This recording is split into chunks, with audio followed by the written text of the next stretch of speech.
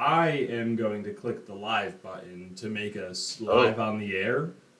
yeah, okay. So if that's fine with you, that's what I'm going to go ahead and do. Yeah, do it. Now, Patrick, I do have a question for you. Like, Yeah. what are we doing here today? There's no chapter out to review this week. Yeah, you're probably looking at the stream and you're like, but obscure reference, there's no chapter. What are we I'm even looking at doing this stream this and I'm like, who week? the fuck? What even? Guys! What are Guys! you doing? Guys, there's no chapter today? So instead we I've had thought this moment. instead we thought we'd take a look at the arcs we've gone through before and where we've been to fully understand where we're going. And by that I mean we're doing an arc tier list. That's what we're doing today. Yeah, how does that possibly let us know where we're going besides Elbaf and Winter Island Elbaf. and Hachiro no And Su? Is that it? Pachirisu is the next island? yeah, Yeah. Hachirisu is the next island. Yep. Nope. But as always, I'm John. He's Patrick. You can tell because of I'm these Patrick. sick ass bounty posters I made. It's the way we are. And that One too. last thing before we move on. I found out with the bounty posters, I can change the amount of the bounty, not only to numbers, Oh. but to whatever words I want. Did you do that? Do I have to be concerned? Wait, no, you don't have to be concerned, but I'm about to cause concern. Fill time for 1 minute while I adjust mine. So yeah, we're basically doing a collective tier list here, which means that we'll be debating and arguing where to put different arcs. So by the end of this video, we will have obscure references, definitive One Piece arc tier list until we try and do this again. Maybe we wrote Boston in for some reason. But yeah, and then maybe we'll compare our own personal tier list at the end if we want. I'm still filling time. But yeah, this is our show, One Piece for Minds. We cover One Piece every time there's a chapter out, and for off weeks like this, we do tier list videos or dumb, stupid, who knows what. We might be doing a laugh quiz at some point. Who knows? But basically, this is our time of the week to just talk about One Piece and just be a couple of goons. You know what I mean? Okay, Patrick, are you watching the stream now? I am, yeah. Okay, change is coming at you. Give it a second. Change is coming at me. Change is happening. Change is happening. Let's see. Let's see. No, not a whole lot of change. It's there. Check out Oh, Yep. there it is. 350. 350. That ain't no lucky shot, John. The goddamn lucky monster. All right. All right. Now that we've had our fun, let's go ahead. We'll jump into this. Okay. Oh my So God. where is it? So yeah, jumping down to the tier list. Mm-hmm. Arc that's up first. Easy one to start with. Romance Dawn. Okay. All right. So Before we do that, no, we did all the do we want to go befores. through the tiers first? Okay, yeah, we can run through the tiers. So up top, we have G Oda, okay, God Oda, Gododa, as some say. We have rank S. I've just put character names at the end of everything. So we got S, and Goddamn. that's going to be Sabo. We got A, Ace, B, Bartolomeo, C, Cabbage, D, Devon, and F, Foxy. I wonder what arc is going to end up there. It might surprise you. It All might. right. Who knows? So yeah, it's classic transcending descending order, but I just threw some character names up there for the fun of it. Okay, now we can start with Romance Dawn. Romance down. Now, I what had to Romance double check. Dawn is from chapter Whoa. 1 to chapter 3. It's a pretty short one.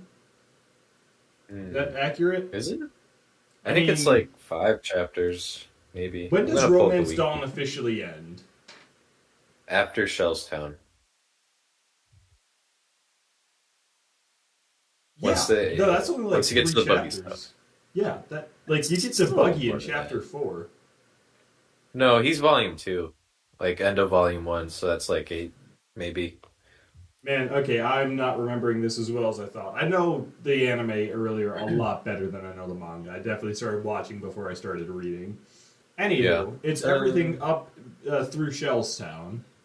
So it's Kobe, it's Zoro, it's Luffy Zoro origin stories ish. It's Alvida, it's It's Morgan, Shanks. Yeah, yeah, all that good stuff. it's the real start of the journey, and I don't know, it's definitely it's not a bad arc for by any means, but it's short and doesn't really come to the greatest of climaxes. Hmm. I think it's a solid B tier. You know, you still got Shanks losing his arm. You know, guns aren't for threats; they're for actions. You get to see three sword style. It's a great feel for what the show is about. I think it's a great B tier arc. Now, here's the thing. There's a lot of important stuff in these first 7 chapters. You get, Luffy's backstory, you get a little bit of Zoro's backstory. Um, but there's also some stuff that like it's super iconic now, like the hat scene, stuff like Mm. that. But like looking at it now and comparing to what else is to come, even in the East Blue Saga, it's like this isn't my favorite by any means, but it's also pretty freaking solid. Right. Like you get that moment where Luffy punches Helmet while Zoro's blocking Morgan's axe, and that's one of my favorite moments in the entire East Blue Saga. But like, so that saves it for being like C tier because it's not C tier. I think it's definitely Bartolomeo. I think I can agree with that. Okay. It's a Yeah, no, solid pick. I don't want to make it sound like it's bad, but you're right. Just compared to what's to come, even in East Blue, it really is just the beginning. I mean, they've Hmm. got their beginning, middle, end, but that's all just to Yeah, set up the beginning. yeah. You'll hear a similar argument from me. I think for another arc coming up, or So maybe a couple arcs coming up. we go ahead and move Romance Dawn up to a solid B tier. Way to represent. Okay, Hooray for and just Bardo. chugging on right along. Boom, we're going to Orange Town. Orange Town. Yeah, I have the same argument for this arc. Orange Town, you get to meet Nami. Okay, you get to meet Buggy. Lot of lovable characters coming in at you. You get the backstory with I'm always gonna forget the dog's name, like Shoo Shoo. It's like Choo Choo or something. Yeah. Yeah. No, and while he's not the most endearing character of all time, it's like the first time in One Piece where your heart really hurts for the backstory of someone you just met. Yeah. Like Dude, it's a reading great this. story. It's a Mhm. great time to learn about what treasure is. How Buggy's like it's all flashy money, and Luffy's like the treasure is the hat. It's the pet store. Yep. So it really Yeah. lets you know it's not just a pirate adventure. Like these guys are redefining pirate. That being said, Buggy's not exactly super duper threatening, and definitely is a little cringy. I think I'm gonna vote for a solid C tier on this one. Before I get to my ultimate reason or my ultimate decision, I'm gonna, because I kind of agree with you more often. Really, on this one, it's like you said, introduction of Buggy, introduction of Nami. We also get Choo Choo, um, but like, and it also has one of my favorite visual gags where Buggy's chasing Nami and Luffy kicks him in the balls and he starts making Right. faces and it Don't get me scares the wrong, shit out it's of not a Nami. bad arc by any means. Hmm. No, to be clear, I don't think there's a bad arc in this list. I think they're all extremely solid at the very least. So like Yeah, no, us even putting anything anything in that ends F up in tier. Foxy tier is still Yeah. just it's part of One Piece. It's inherently good. Just compared to the Hmm. rest, how is it? Yeah, yeah. So just to clarify that, like I don't hate any of these arcs, honestly, but so me saying that this is C tier doesn't mean that I don't like it. It's actually quite good. I think the running theme of dreams, I think, is landed very well. I think then better than a lot of other arcs. I think that are coming later. But it's also like generic kind of town in the East Blue. Like the location really doesn't make any impact. I think the Buggy Pirates, while they have a theming, is loose at best. I think. Oh, I mean they fit the theme. I just don't think it's very interesting. I think once you get outside of Buggy, and then you get to Moji and Kabaji, like Kabaji's sort of interesting. Moji, it's what does he do outside of his line? Like once his line's gone, he's nothing, He's right? there. Like to further prove that, once we get a little bit further in, like Alvida joins up with them, and she's hardly like a circus act. So the theming on the pirate on Buggy's crew is interesting on paper, but I don't think it plays super well. So ultimately, I will agree that I think this is a C tier arc for Okay. Cabbage. All right, we got our first Um, cabbage tier arc. Congrats to Orange Town. You did Yeah. it. I just quick tangent. I was watching Totally Not Mark's One Piece ranking tier list thing, Yeah. and I wanted to punch him in the face the whole time. Not even like, oh, Water 7, that's D tier, and then I don't know, fucking Thriller Bark, that's S tier right there. Just like Hmm. every arc was either A, S, or God Oda tier. And Yeah. then just like down bottom, he had Orange Town above Thriller Bark, and I was like, I disagree with you, but at the same time, it was still just battling for like B and Ugh. C tier. There was nothing in DF. And I was like, there's Uh-huh. some top, not trying to just like yell about someone's tier list, but I was like, not every arc is S tier, okay? Not every arc is S tier. It is when all. Oh no, I was about to throw some shots. I'm not going to do that. I like totally not Mark. Yeah, Yeah. no, he's Let's good. He was too nice. He was too nice. We don't have time to be slight nice tangent. here because Slight tangent. yeah, Slight tangent on totally not Mark. He is. yeah. I've started his Dragon Ball Z reviews. I finished the Saiyan arc one. Guy knows his shit. It's making me Yeah, look at that no, he arc in a knows new his light. shit. He's just, I think he's too nice about it. But he Go watch knows what his he's UBZ talking about. videos. I did. I Yeah. watched the Boo Saga one for the Boo bits. They're really good. Watch watch the other ones. Like he clearly loves that series and knows a lot about it. It's very interesting. Anyway, let's move on. Syrup Village. Moving on to Boo Boo Syrup Village. Um, Hey, you I gotta don't. kick this one off. There's this falls into the same issue that Orangetown does, but worse. I think the location's just a bit too generic. The theming of the pirates, it's just cats. So you have three pirates that are like It's just cat themed, cats. and you have Django, who's Michael Jackson themed, and it's like it's not even a cat, you know. He was a You know, I cool love cat. Django. Oh, he's yeah, okay, there you go. He's a cool cat. There we go. Um, but it's like the enemies aren't super compelling. He has this decade-spanning plot to steal this fortune when he could very easily go find a bigger fortune somewhere else in like less than half the time. And it gets foiled by a couple of pirates that just happen to stumble in on the day that Kaya turns, whatever. This arc is I don't want to call it a miss because it's not a miss. It's pretty solid. It's got great moments. Usopp standing up to Kuro. You get his backstory. I mean, Usopp's awesome. You get the Mary here, Mhm. and say what you will about the Usopp pirates, like they are important to this arc, but like at the same time, like they're kind of whatever. They have some funny bits where like Zoro's like, "Oh, you're Captain Usopp? Yeah, we ate him." And they're like, "You monster!" They actually believe him, No, like they're but they're cute, they're endearing, but you're mhm. right. They don't do much. They're not necessary at all. I No, do. I think enjoy they them. are. They're not I said they necessary. are. You They're write the them ones off. helping Nothing Kaya. changes. No, they're helping Well, all, Kaya escape from Django, and all then Kaya Zoro would have to slash do is Usopp continue shows to up. run on her own. They just happen to be next to her. Nah, she was sick. She was sick.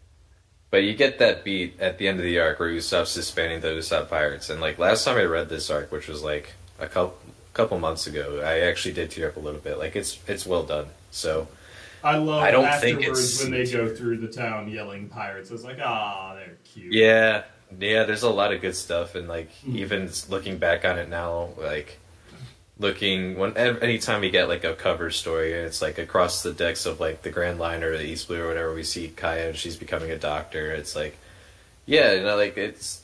I'm excited to see where these characters end up. We've seen Carrot Onion and Pepper. Is Pepper? I don't know. It's Pepper. Post time skip, and it's like, yeah, I don't know. They're fun characters, and I'd like to see them again at some point, but not to like the end of the series. But like at the same time, it's like when I compare this to even Orange Town and Romance Stone, I think I put that below. This is probably my least favorite East Blue arc, so I'm gonna start the bid at D tier for Devon.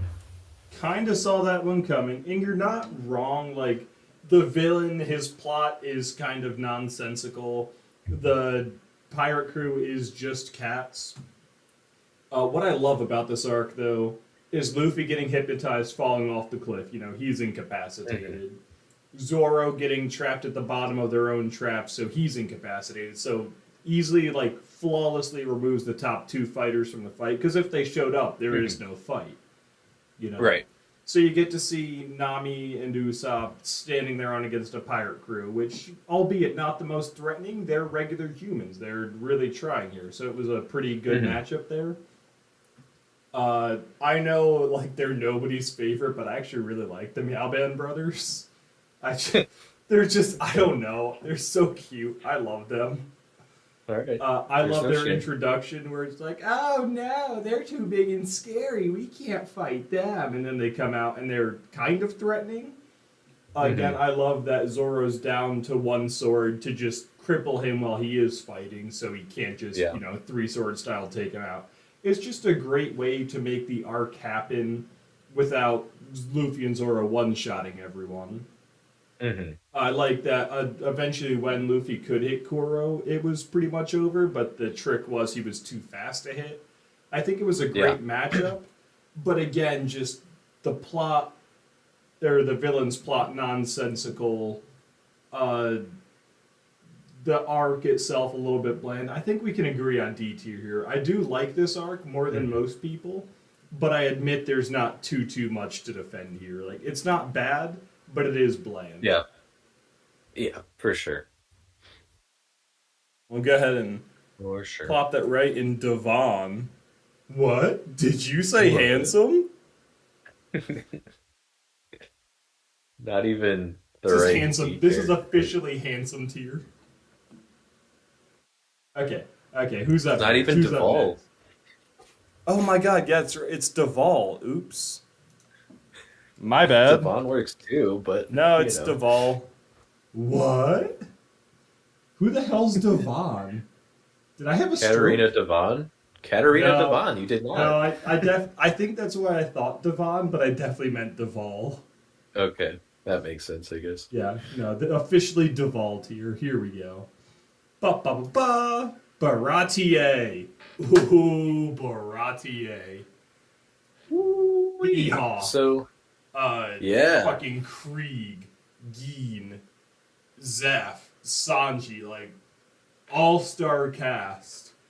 Oh, I have You no forgot complaints Pearl. about. I forgot who. Oh, could you forget Pearl? I didn't forget Pearl. I was It saving sounds like. Pearl. Oh. No, this is a fun arc. Immediately, the setting is classic One Piece. Mhm. Fantastical adventure island map. It's not really, but for all intents Not and even an island. purposes. Yeah. You get to meet a warlord of the sea, Johnny and Yosiko, my boys. The I world's love biggest the Johnny and use of Yosuke side. fan. I really am. I love the use of side characters. They literally don't do anything besides exposition, explaining what the warlords are, and That's like, it. Yeah. like they're so useless and pathetic. They're so endearing. I so freaking hope they show up for the final conflict and they're just, better but still themselves. They're just Be like, so big bro fucking cool. Zoro, we're here to help. I'd like that. No, I'd honestly like that. Just throw them in the Grand Fleet. Just throw them in there. Why But you not? get Mihawk showing up with Zoro's duel. You get him cutting Krieg's ship in half. You get, like, Krieg himself isn't the greatest of villains since he's just big, tough, brute forcey guy. But then Yeah. when Luffy comes up against big, tough, brute forcey, you get to see him just tough it out and take every hit to the face because he knows no matter what, he's going to get back up, but eventually Krieg won't. Great fight. Sanji's backstory, great. Zeph, great character. Great setting. All around great. Solid A tier arc for sure.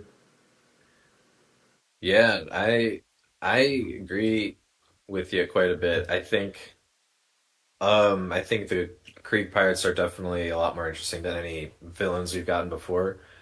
I think Geen is a complicated, villain. I hesitate to even call him that because, he does kind of come back at the end to help everybody. Antagonist.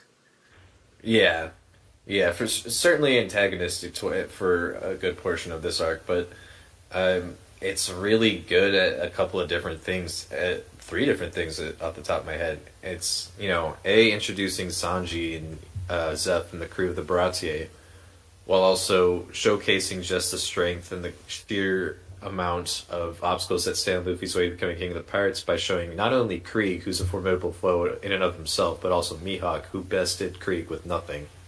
Like, And just then, showing, real quick, and, I just got to point out on your point there. It's not just showing, like, how far we have to go. It's showing, like, these guys are insanely strong.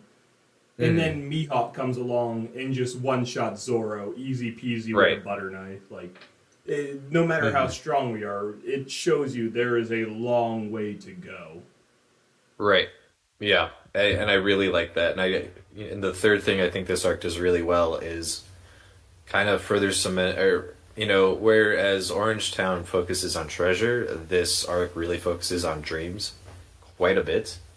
You see, and like the amount of faith that you have in your dreams. Like Sanji's big thing is, I want to go see the All Blue, and it's ultimately what convinces Zeph to be like, okay, Squirt, go follow them. But it's like you have Luffy, who's obviously trying to be king of the pirates, and then you have Krieg, who also wanted to be king of the pirates, ran into one big obstacle, and then decided to turn around and run. And then you see, his armada up against, just a few pirates and a bunch of chefs. And it becomes Luffy's dream versus Krieg's determination not to follow his dream. And you hear Zeph like tell Sanji, like, watch Luffy, watch Zoro. They're putting their lives on the line to follow their dreams.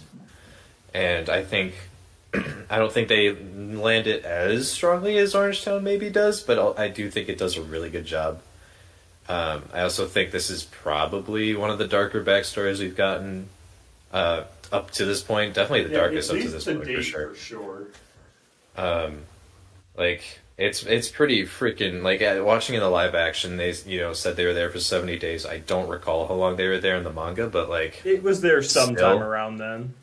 Yeah, it's pretty harrowing. And then you see Zeph eat his own leg, and in the anime he just cuts it off to save Sanji, so it's a little different there, but regardless, it's a good backstory.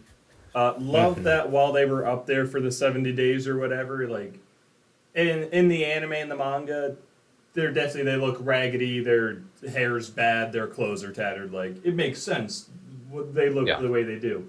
The live action, when the skin's like boiling and blistering from the sun, I thought that was a nice touch, because they're not just up here starving, like they're being cooked alive during it. There's nowhere to hide from that sun. That's brutal. No, it was pretty intense. Loved what they did there.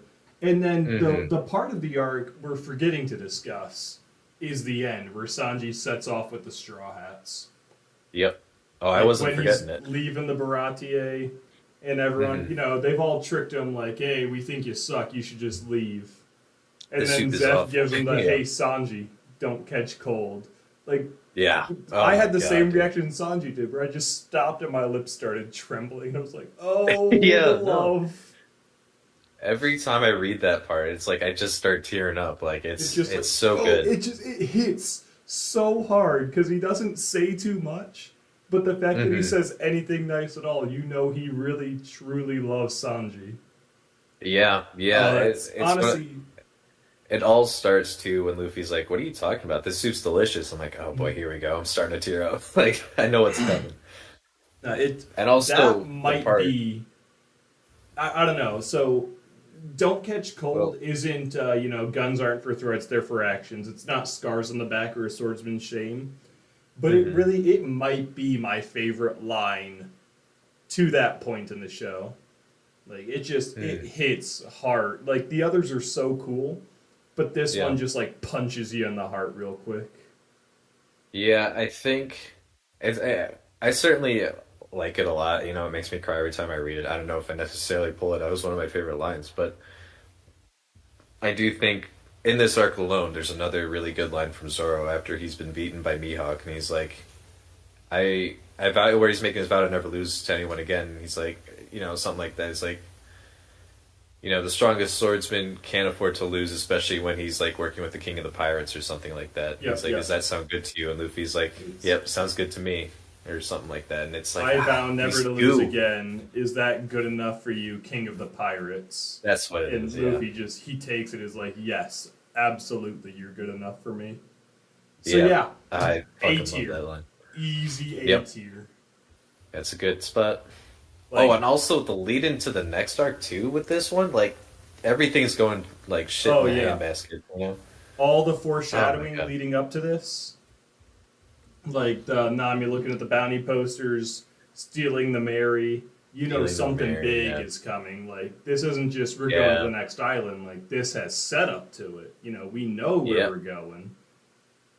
Yeah, that's not Um, something we've seen in this story up until this point, and I really like seeing it here.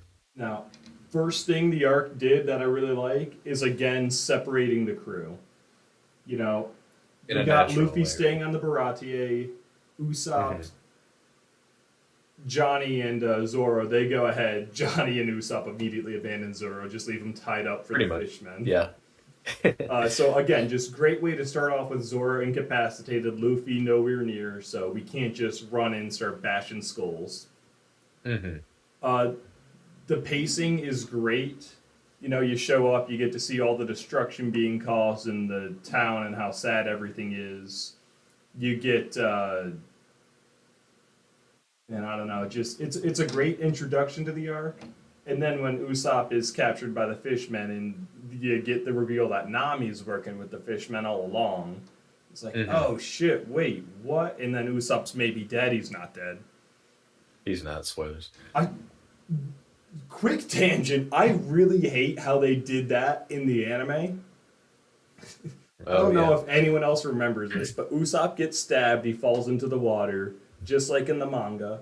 And then, Hmm. like, right before the to be continued scene, Usopp's walking with a sheet over himself on the beach. And it's supposed to be like, what? He's alive?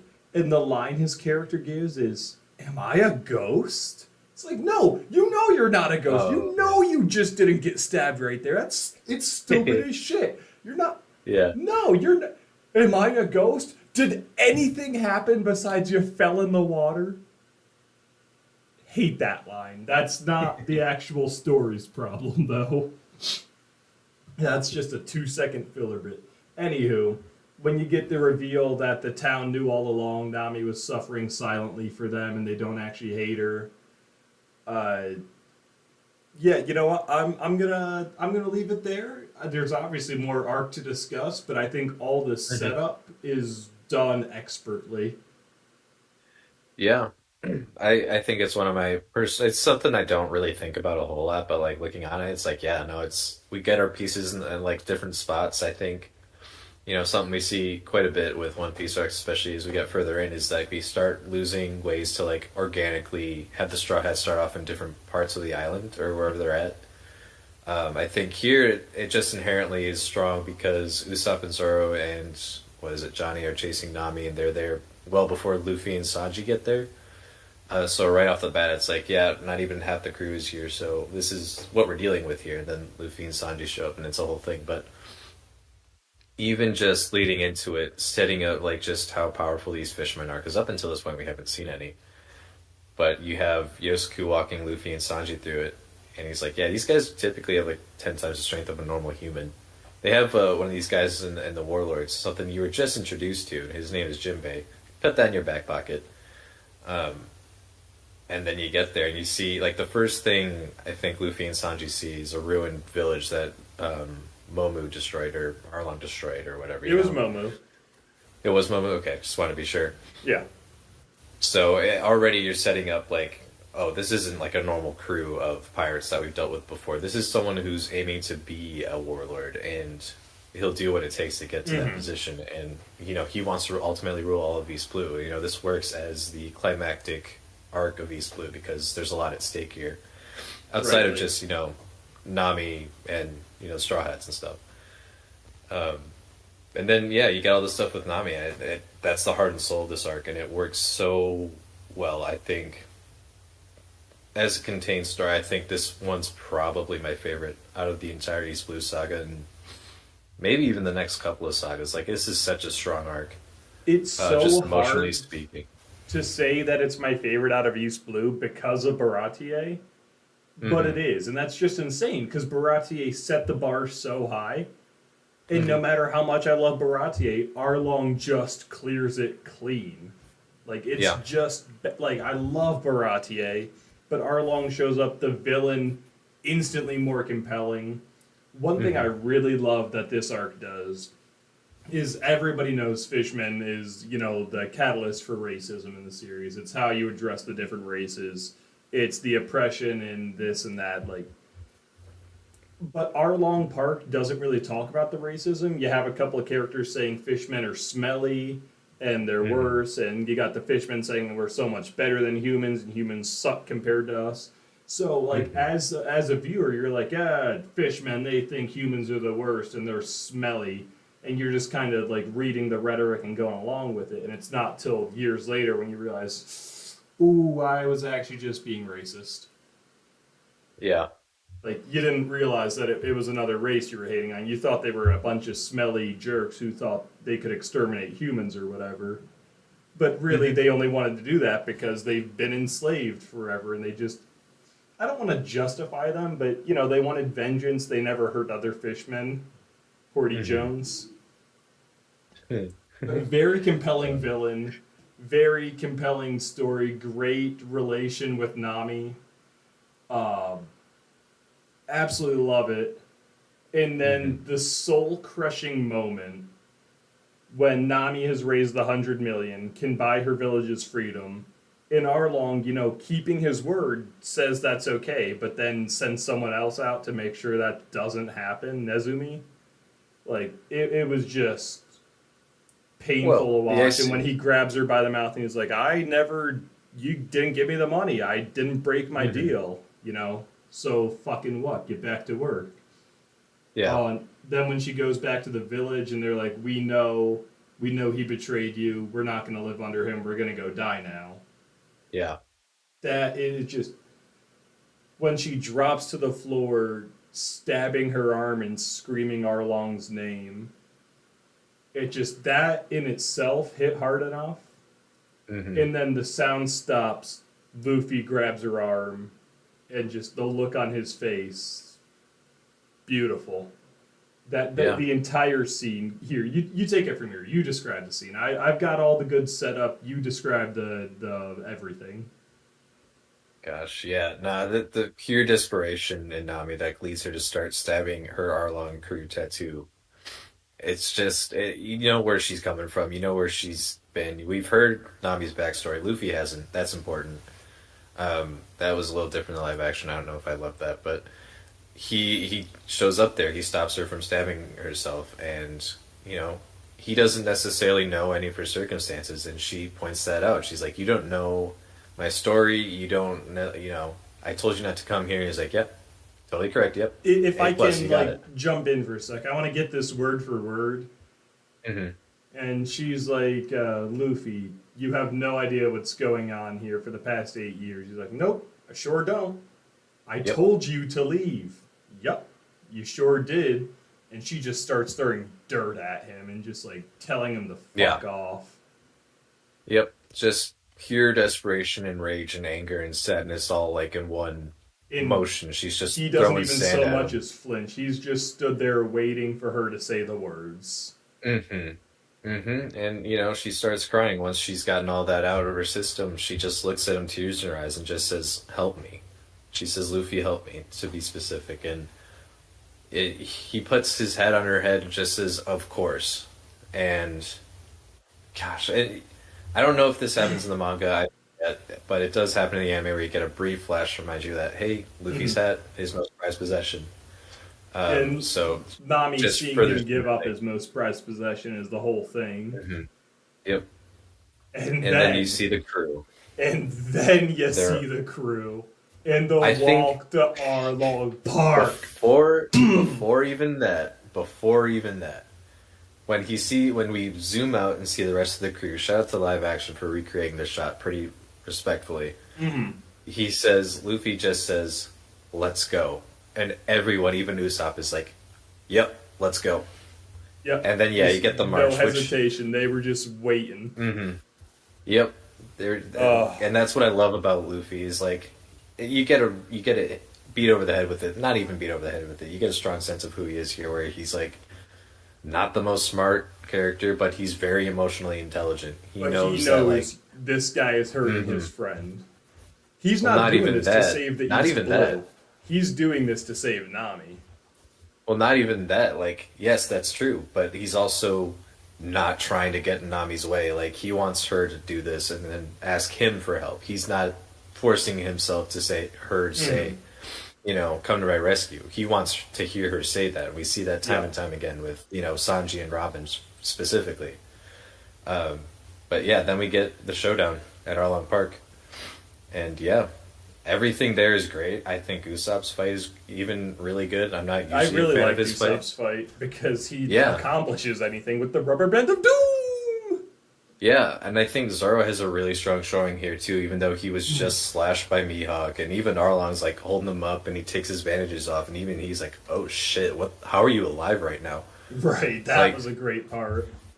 Yeah, and Sanji really gets put to the test too when he has to save Luffy from, you know, the water and stuff, and fight Kurobe underwater too. So a lot of really good, like this is really the crew being put to the test, like for the first time really. I mean, Zoro's been crippled or just straight up not part of any fights up until this point. Now he's really crippled up against Hachi. Oh, shout out to Hachi here. We get Shout him. out to Hachi. But yeah, it's really good fights all around. I always get chills when we get to the Luffy and Arlong confrontation. Oh, and also the pinwheel. Luffy does the pinwheel attack. We'll get back to that. Okay, so I want to jump in here for a second. The one thing I really love, I just want to go back to the walk to Arlong Park. The crew says, Yeah. "Let's go." In the anime, Overtaken starts playing. It says da da da da da da, and it's just badass them walking. They're not running. They're not frantic. Just stone faced. We're gonna go fix this right now. You get the village people of Kokoyashi. They've made it to Arlong Park, only to find Johnny and Yosiko guarding the gate. And they're like, Yeah. you know, we tried. You guys can't beat them. You just have to wait for the Straw Hats. And they're like, what the hell They are you can't talking do it. about? And then Yeah. the Straw Hats show up, and they're like, they're here. Those are the 4 men here to change your destiny, burn their images into your memory. And then Luffy just punches through the wall. It's like, which one of you is Arlong? Which And one's- Arlong's like, which oh, one's that'd be Arlong? me. And then And Arlong's like, "Who's asking?" Yeah, yeah. It's a good scene. it just it's They're like, if such they a can't good beat scene. them, Now they're like we- they even set the stakes. If they can't beat if they them, can't beat them, these there's just no have hope for it. for the entire East Blue. Yeah, Uh, it's a good scene. just great all around. Now, what we did completely skip over is Nami's flashback. Yeah, we did kind of breeze that. Now, Nami, That goes with that growing stuff. I up love it. poor as an orphan with the adopted mother and sister, great the way, like, you know, she began thievery at a young age and Mm-hmm. learned to use her womanly charms from Belmare. Because every time she got in Yeah. trouble, she was like, oh, Genzo, you're so manly and handsome. I Like, forgot about that. Just yeah. a great way to learn how Nami became the way Nami is. But Mhm. the real, like, I love me some just tragic events. And when Nami Mhm. runs off, storming like, I hate being poor, I hate this life we have, you're not our real mom, We're not she's even not my real family. sister. Yeah, Like, she Yeah. just explodes and says, I hate everything you've ever done for me, and runs off. What the Yeah. live action got wrong is they have time to talk since then. But in the manga and anime, that's the last thing they really get to say to each other before Arlong comes to town and just starts murdering left and right. He finally gets to Belmare. Belmare puts up a good fight. And in the end, she's defeated, and she has to pay the tribute of 100,000 per adult, 50 per child. And she only has 100,000, but refusing to say those aren't her daughters, pays for her daughters and lets herself die. Last words to her daughters is, I love you. Just beautiful shot in the animation. The second that last syllable slips out of her lips, it just cuts to silent, and you just hear the gun clack. And it's blood curdling. And Nami's last words to her are, I hate you, we're not a real family. And then she goes the rest of her life living to make amends for that. Super Yeah. beautiful backstory, amazing payoff. Yep, and you even see Yeah. a lot of like little subtleties too that kind of get paid off later. Like you see Nami come back and they're like they pull down like the bandages on her arm. They see she has the tattoo and they're like, oh shit! So then Nojiko gets a tattoo. Yeah, You see, You know, you see why you don't really get an explanation for why Genzo. It's not in Nami's backstory explicitly. It doesn't come till the end of the arc, but you see why Genzo wore the pinwheel. Mm-hmm. Like it's all Like, just all the little things are there on little purpose. subtle It stuff. shows you Yeah. that, you know, Oda's not just drawing the guy with the pinwheel hat because it's fun.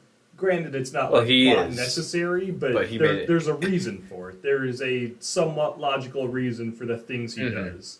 Not required, Like it is, but it's a great piece of world building. it is 100% there because Oda thought it'd be funny, but he does make it tie in for sure Yeah. in a really nice and endearing way. So that's just this arc in a nutshell. There's a lot of little subtleties there. There's also some really strong, like Luffy really stepping up to be a captain. Right. In this arc, like you see Arlong in the map room, he's got his sawtooth sword up against Luffy's neck, and he's like, "Would you be able to use her as effectively as me?" And Luffy's like, "What did you just say?" And just breaks the sword, like with you don't the use grip. her. Yeah, Oh my And- god. and he destroys Arlong Park. He destroys the map room specifically, and after everything is said and done, after he's just dealt the final blow on Arlong and is bleeding a lot, he's like, "Nami, you're my friend," and she's just like, "Yep." Yep, I'm joining your crew. Let's So take a good. step back and talk about the real heart and soul of this arc, which is when Luffy's fighting Arlong, and he smashes Arlong's teeth, and they just shatter, and Arlong just grows new teeth. So Luffy rips them out of his head and puts them in his eye. It's so dumb. I love it. And everyone's just like, "Are you fucking kidding me? This man is going to save us." You're choosing this moment to be an idiot. Okay, Like, all right. that's one of the funniest things I've ever seen. And Luffy's just like, "Now I'm just as strong as you." It's like, are ya? Is that how that Yeah. works? It tries it, immediately fails, runs away, like screaming, like ah, Just doesn't have the jaw strength to. Anywho, Yeah, we've been going a while on this. yeah, I it's say, hard not to. There's so much to cover. This is. I don't know. Is this S tier or is this Goda? this one's S tier for me. I Like, it's think, definitely up there. and we'll leave room to like move stuff. So like this isn't necessarily nailed Yeah. down until we get to the end of it all. But I think S tier is a very good place for this. It's at least S. If not, it's only moving up. It's definitely not going down. Yeah, I agree. Arlong Park, incredible arc. I think it's the strongest arc up to this point, and for a little while after. Yeah. I think. Fantastic payoff for the climax of East Blue. Like, for the first Mhm. leg of the story, this was perfectly executed. Yeah. Moving on, though, to a much shorter, simpler arc. Let's jump into Logtown. It's alright. Yeah. It's cool. No, I mean it happens. it sums up my feelings pretty well. Like, there's a lot of good stuff in here. Like we don't get a name for him, but we see Dragon. We see, Yeah, we you do get get to a name see- for him. We see. We don't get Smoker. his full name. We just get his name. No, we just see Smoker be like, "Oh, it's you, Dragon," or whatever. Yeah, so Then we we know get there's some Buggy. super strong guy who, for some reason, has an interest in the Straw Hats. We get to see Maybe Luffy can't on the control the weather. execution platform. We get to see him smile because he's supposed to be dead and then saved by fate, or maybe Dragon. Or maybe Dragon. Yeah, who knows? We get to see the return of Buggy. Like you said, we get Smoker. A lot of great things happen. Nothing like fantastic, but just a bunch of setup and world building for the adventure to come. There's a couple of solid moments, like Smoker and the girl and her ice cream. Like that's a really cute moment. You also have Zoro picking out his new sword and throwing it up over his arm and meeting Kuina for the first, or not Kuina, Tashigi for the first time. I do. I love when Luffy's running and Smoker just like catches him in the air. And what are you gonna do? Punch Smoke? Like you get a taste of Logia, and it's like, oh, you guys, I can't. Oh no. Mm-hmm. Yeah. Like, it just lets you know Luffy's not always going to be able to punch his way out. We are definitely bottom of the You food got to chain think right a little now. bit more creatively. Yeah, and I think it Gotta sets up. figure out It's how good the hell you get foreshadowing. around Smoker. Yeah, and I think it sets up like good foreshadowing for an enemy we're not going to really fight for another like 70 chapters, but like it sets up. Well, we're going to have to come up against Logia fighters eventually, and maybe we do in the next saga. Who knows? I don't know. But yeah, a lot of great it's a really setup, a strong lot of great little character moments. Luffy in the bar where Gold Roger used to go to was a really fun time. Hmm. Nothing spectacular in this arc, just a bunch of great little things. Yep. It's a short intermediate. What's the word I'm looking for? Like a story that leads you to the next story, Introductory. I guess. I wouldn't even call it that. It's like I forget. It doesn't matter. I It's a need to story point that out, like largely.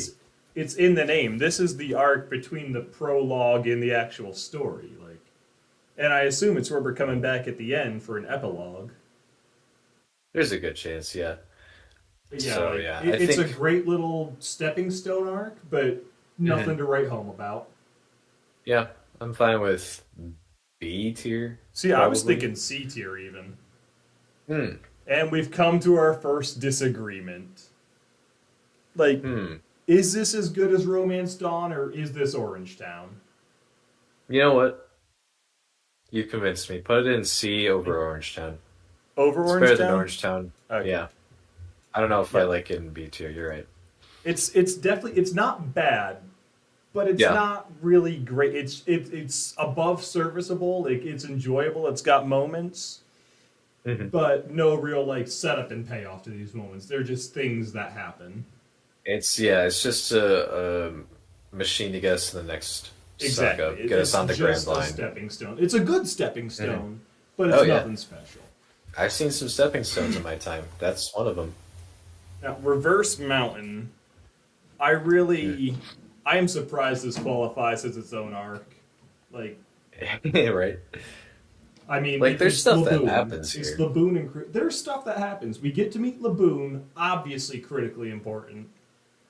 We get to meet Hmm. Crocus, find out he was the Yeah. doctor on Roger's ship. That's, well, I guess we don't find that out here, but especially in No, we hindsight, don't. that's pretty significant.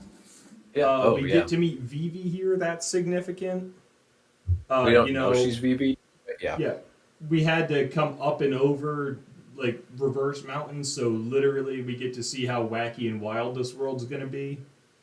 Immediately start with the The whale. Mary Yeah. takes a bit of damage, which is significant. Like, very fun. It's a fast arc. It's quick. We get to go inside a whale. Definitely the most unique setting we've been to. I love too how Crocus is painted the inside of Laboon so that he doesn't get like sick of living inside a whale. Hmm. You know, there's a lot of fun little touches here. I like you're saying there's not a whole lot of story happening here. We do get like the main conflict isn't even with like Mr. Nine and Miss Wednesday. It's Luffy versus Laboon, I think, It's not and you even a get that really conflict. good It's just moment. like trying to figure out who. Hmm. You're right. Miss Wednesday and Mr. Nine are just kind of like there, and every time they show up, it's just flick. Yeah, they're mostly there to be like, okay, Broke Works is a thing. We might need transport to the next island. You know, Yeah. that kind of a thing. No, like Um, it's fine. Definitely the setups are better. Like nothing is really paid off. We get to see Crocus doing the send off, and he's like, "Hey, Roger, I wonder if he's the one you were waiting for." And it's like, what? We what? don't know Yeah. he was on the crew until later. We don't know how significant Laboon is till later. It's a Hmm. lot of great setups that, in hindsight, are really significant. But going through reading, watching the first time, it's just kind of something. You can tell there's something here, but you don't know what. Yeah. I do like It's on a a more great comedic note. teaser to the Grand Line. Yeah, I like the moment where they first meet Crocus and they're like, "Hey, who are you?" And he's like, "Well, if you're asking someone's name, it's proper to say your name first." And so Sanji's like, "Oh, I'm sorry," and he interrupts him. He's like, "I'm Crocus," and like, so what's going on here? Like that interaction, their first interaction with Crocus is phenomenal in the manga. It's I dare say even better in the anime because he does this dramatic look Like, and he duh, gives the most duh, simplest of duh. answers. It's so funny. Like He's a this fun is one of my character. He really is. it's probably my funniest moment. Like one of my funniest moments in the entire series. Like it's really good. I'll Um, vote for B tier. hmm.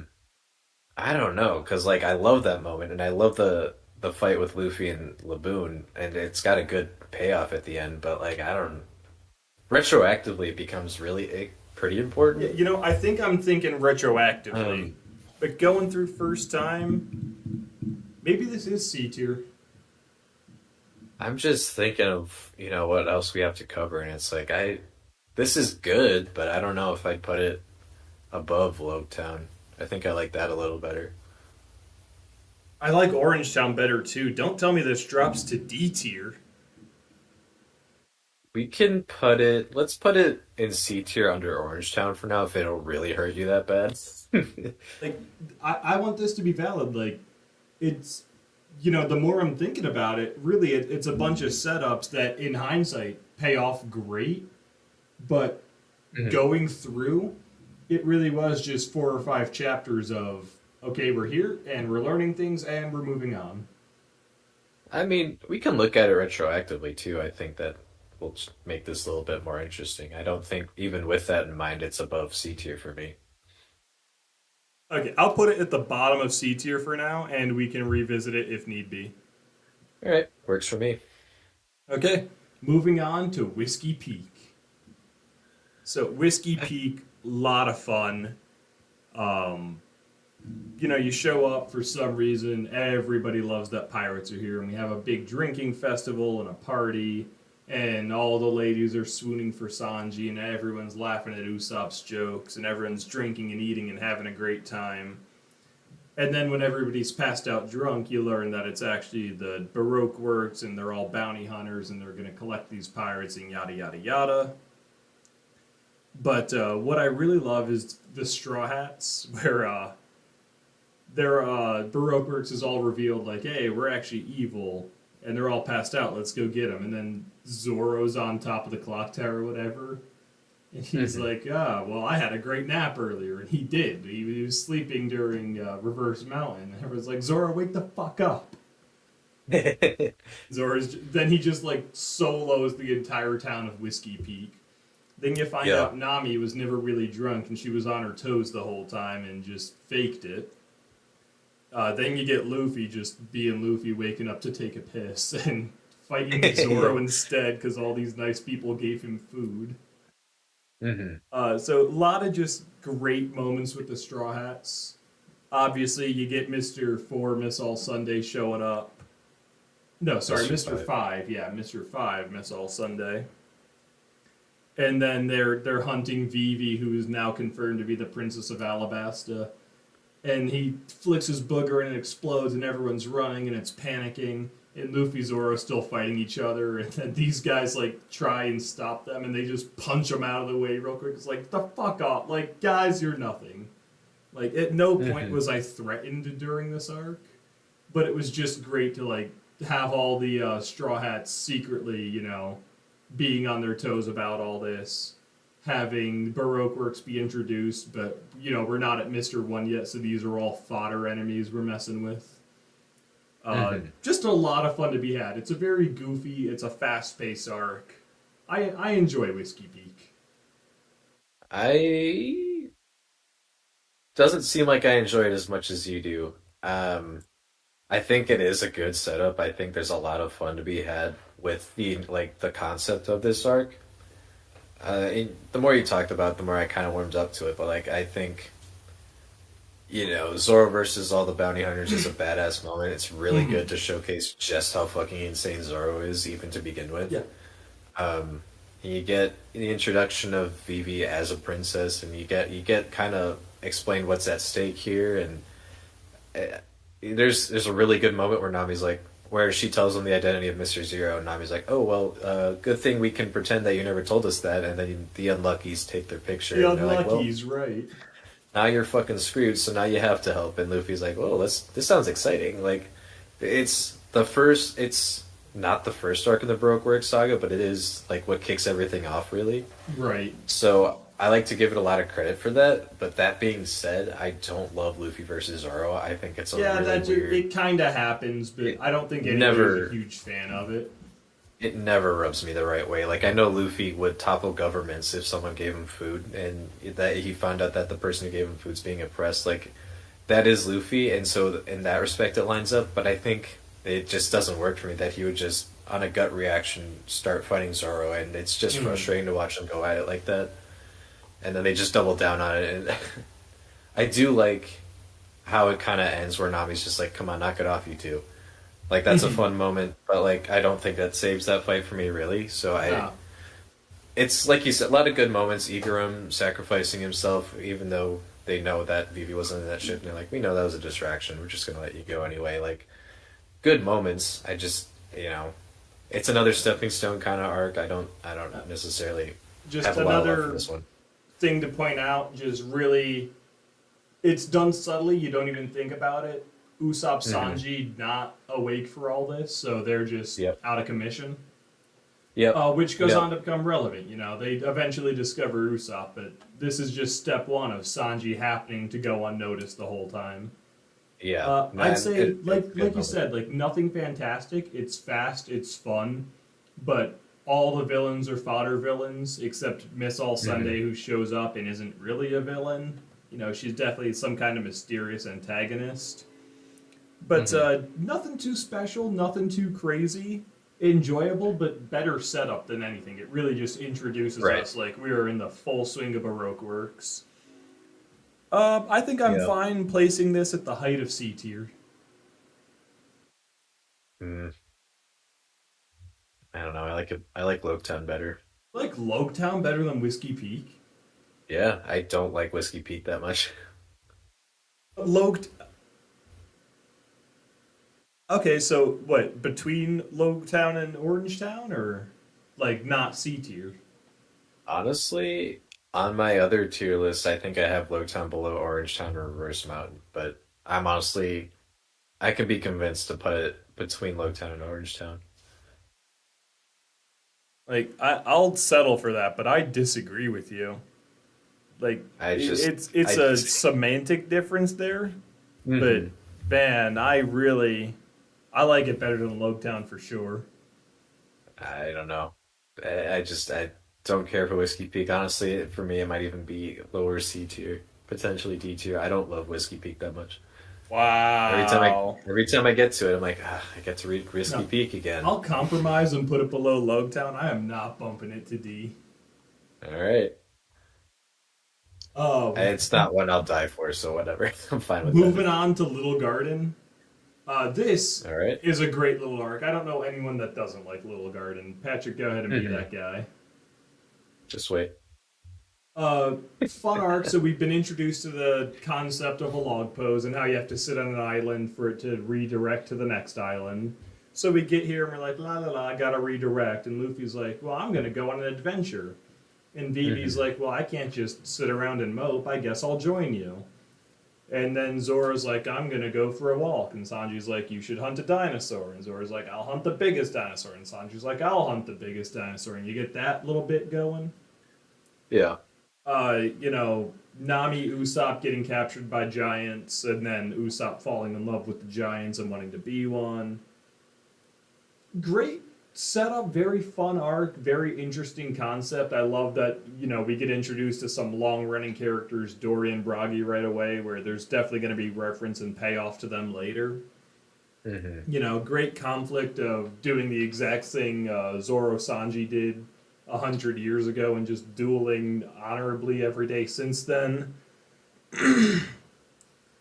Introduces us to giants, like I said, dinosaurs. You get more Baroque works going on. Sanji walking through the jungle goes unnoticed by Baroque works, and we get the Crap Cafe call. Start of Mr. Prince, yeah. Started.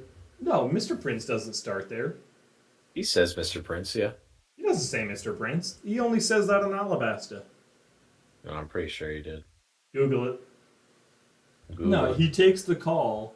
He's like, "Hello, you've reached the Crap Cafe. Can I take your order?" And Crocodile's like, "Hey, jackass, stop being a jackass. Did you catch him?" He's like, "Oh Hmm. yeah, caught them all, killed them, done." No, Then the no, you're right, because he goes yeah, under disguise as Baroque words. yeah, and then the unlucky show up and he kills the otter and the bird, which Yeah. so especially after the pinwheel hat, I was like, nothing in One Piece just happens for no reason. And the unlucky Hmm. show up. I'm like, oh, cool. It's this otter and bird who are secret agents for evil for some reason. And then they just get taken out. And there's just no explanation to that. It's just like, what the hell Yep. are they? Why is this That's otter Oda. evil? Yep. Yep. It's Yeah. I love the unluckies. They don't accomplish much, but their concept is cool. I really thought they They're, were gonna be yeah. something, but Yeah, they don't do much, but the Crap Cafe call is a lot of fun. Zora hunting dinosaurs willing to cut off his legs because he's been trapped by Mr. 3 is really cool. Then striking a pose because he knows Luffy will And the either save pose, him or he yeah, won't. yeah, Uh, that's a really funny moment. yeah, a lot of great moments. Here, you take a turn. You do some speaking. Yeah, I think this arc's fine. You're right. It has a lot of setup, a lot of really good moments. Here's my thing with it. All right, Okay. I don't love the fight with Mister Three.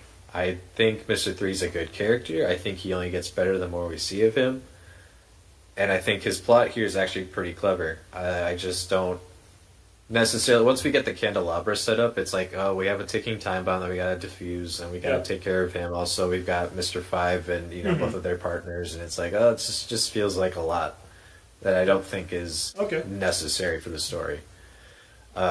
That being said, I think this is where Usopp really kind of gets the fullization, like the realization of like what his dream actually kind of means. You get him and Luffy getting enraged. You have, and I don't love when who is it? Dory puts the skeleton over Luffy and he can't move. Like that seems kind of lame. But there's a really good moment where I forget her name, but she's the painter, and she's just messing with Luffy. Miss Golden Week? Is that a thing? It might be. It might be. But yeah, But so while you'll I look notice that up, while I was talking about all the heights of the arc, I did not mention the fight at the end. Like, it's great to have a villain conflict, but Mister 3 definitely is more of a strategist than a combatant. yeah, And it's just the fight happens. I think it's all right, especially with Mister 5 there. You get a little bit more action going on. it's Golden Week. We But know. yeah, it's definitely just a ticking time bomb, and then trying to figure out a way around the wax powers. But once you do, there's no physical threat with this guy. Yeah, and like it's like when we actually take down the candelabra and you have Nami and Vivi like jumping through the fire and beating up what is it, Mister Five or whatever. Like that's a cool moment. We also have that moment where Luffy's like, "This tea is delicious," and I'm like, "What are you doing?" Like, there's good moments in the fight. I just think overall the fight's a little bit of a dud for me. It's not the best fight in the series by any means. I think the rest of the arc is really where it shines, and the fight just kind of happens so we can go up against Baroque Works. Yep. Uh, Yeah. But yeah, I mean, even the rest, like Mr. 5, All Sunday, Golden Week, don't respect Mr. 3. He's serving them tea, going over the plan, and they're all like, hey, can I have another cup? And he's like, why didn't you just sip it and enjoy it? And everybody's already just chugged the tea he gave them.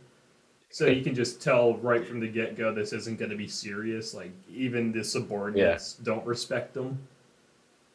Yeah. But all Yeah. in all, I know where I'm putting it.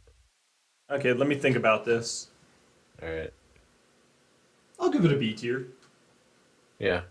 I put it under Romance Stone. I was thinking above. I like Romance Stone, but I think it's a stronger arc. Yeah, I'm not like I don't care too much about Little Garden. It's a good arc, like I've been saying, but Yeah. really, it's not a fantastic arc. It's definitely enjoyable, but it's not fantastic. I think it's become obviously more important as we get further in, and you have Right. them use Hakoku sovereignty, and then you have Big Mom use Ikoku sovereignty, and it's like, and they've pulled that move out too with Shanks, so like it's And only it's, become like, more at important. the end when they're talking about Elbaf, and we're gonna get to go to Elbaf when they get to cut the giant goldfish from Usopp's lies, and you learn Usopp's lies come true. Come true, yeah. Um, Yep. And then, of course, it sets it up for Oimo and Kashi later down the line, where Usopp True. can be like, Yeah. "Hey, I know those guys. They're lying to you." Yeah. No, it's a good moment too, for Yep. sure. That a good setup for that too, I should Okay, say. come on. After all that, we can't put it above Romance Dawn. A lot of great No. setups. Usopp's lies coming true. The I'm telling ya. sovereignty. Mhm. The fight really does bring this arc down for me from loving it as much as That I doesn't should. bring it down. Like, it's definitely not a It great does for fight. me. I have to get through it. But it doesn't detract from the arc for me. It just doesn't add anything. It just kind of stalls out for a minute. It's that, And the moment where Mr. Three creates a bunch of wax copies, and he's like, "You have to hit the first one," and Luffy gets it right in the first time, and that Yeah, moment just is like cool, just immediately. at a surface level. But like, how did he color Yeah, all those cool on a copies so surface quickly? level, and then just immediately problem solved, issue over. Well, like, how did he color all those copies? Like, he I Miss Golden Week always didn't have let time my, for that. I don't know. That's bugged me for years, I've never even decades thought even. about that. I just kind of accepted it. Yeah, and you kind of Yeah, have to that's do that with either some a of this plot stuff, hole but or you got to jump through a lot of rings to be like, well, maybe he was using colored wax or has the ability to yada. Like, you could maybe justify jumping through a lot of rings, but yeah, that's kind of a glaring hole. it's bugged me for years, ever since I Anyway, read it first time. moving on to Drum Island. Well, You go ahead and start this one off. this one for me is a lot of highs, but like the lows are also really low. I think everything like the initial setup, like there's no doctors, the only doctor who's here lives in that castle. Like the location is so fucking cool. Like pun intended. Ah, We get, inherent backstory with the fact that like, oh, there used to be this guy who ruled this place with an iron thumb and an iron thumb.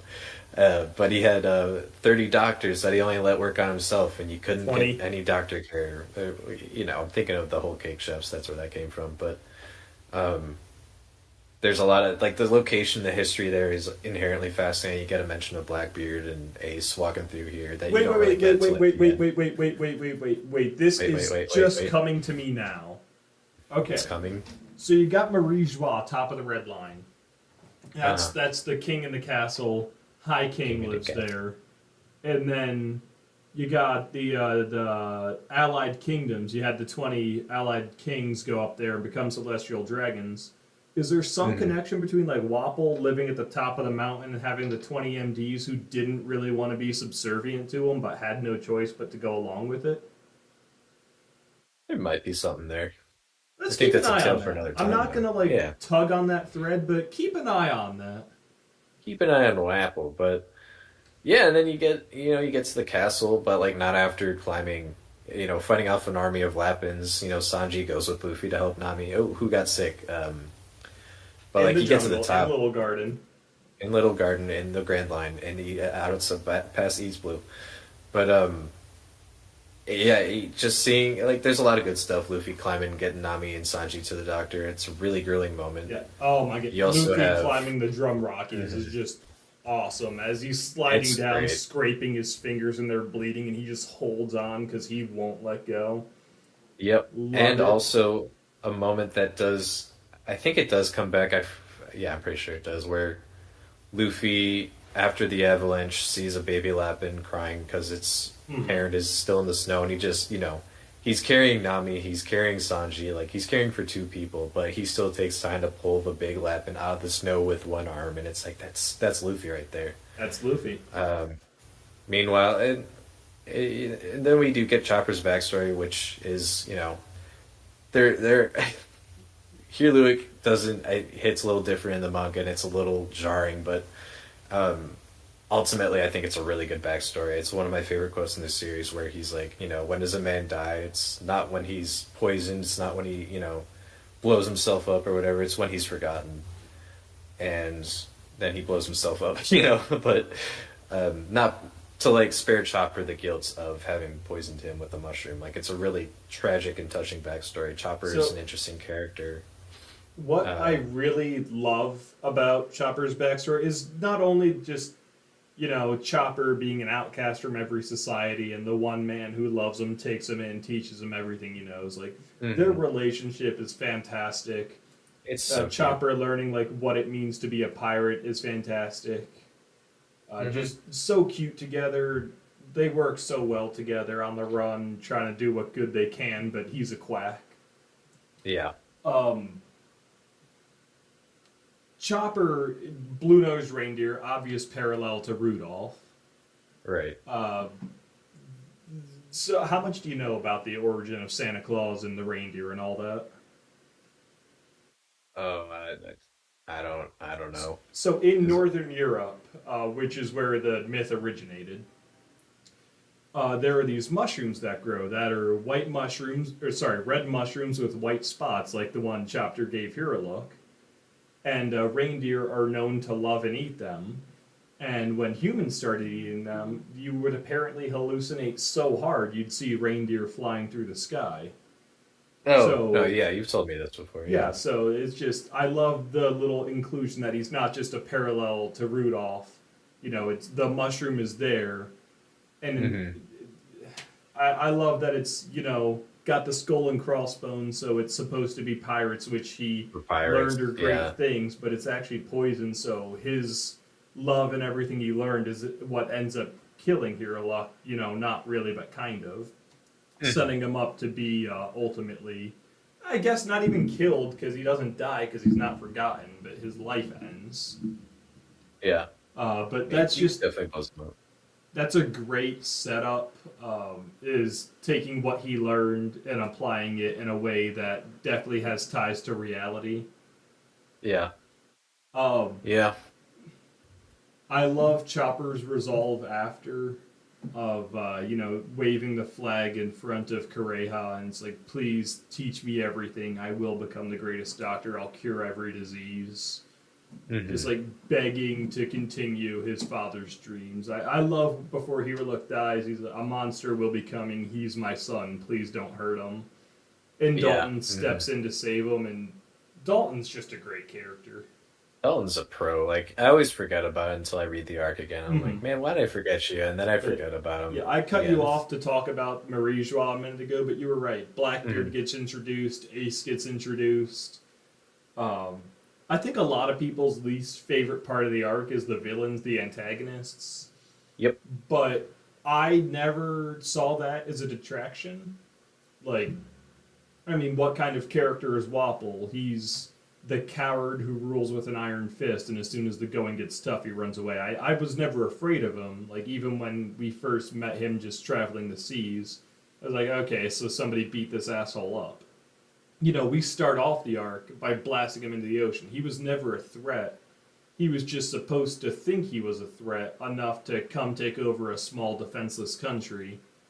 But I never held the fight against this arc because the arc was never about this fight. It was about dreams and not dying and living free. And I don't know. It just he was the antagonist for sure, but it felt like the bigger issue of the arc was getting the medical treatment necessary and getting Chopper on the crew. It was about finding a doctor. Also, we have to punch this guy while we're here. Yeah, I don't know. I think we spent an awful lot of time building Wapple up, and then he shows up, and then we spent an awful lot of time fighting him. For as much as you say, like, you never felt threatened by him, I will agree with that. I just think they tried to hype him up like he was a threat, and it Well, just I doesn't mean, work for me. he is a threat to your average people. Like, I get how he was able to terrorize the country. And his Hmm. freaking sidekicks, who I can't be bothered to remember the names of, like Chess Chess and and Kuromarumo. New Chess.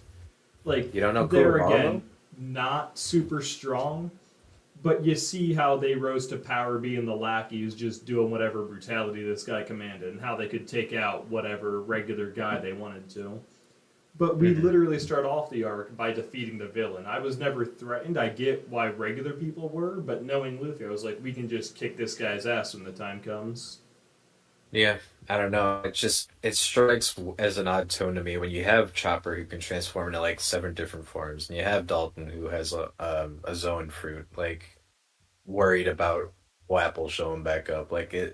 It doesn't. And then you have his assistants who are actually a threat for Sanji and Chopper, and then Yeah, Wapple merges them so that we have one less piece on the board, and then there's an even bigger threat. Like, I just think the entire conflict outside of the castle has like one redeeming factor, and that's when Wapple tries to shoot the flag down and Luffy's holding it up. Like, I don't doesn't even know love whose this flag bit. it is or what it's about. Hmm. Just knows it's a pirate flag, and he won't let that And dream that's what die. matters most. Yeah, exactly. And But which yeah, is I a very mean, solid moment.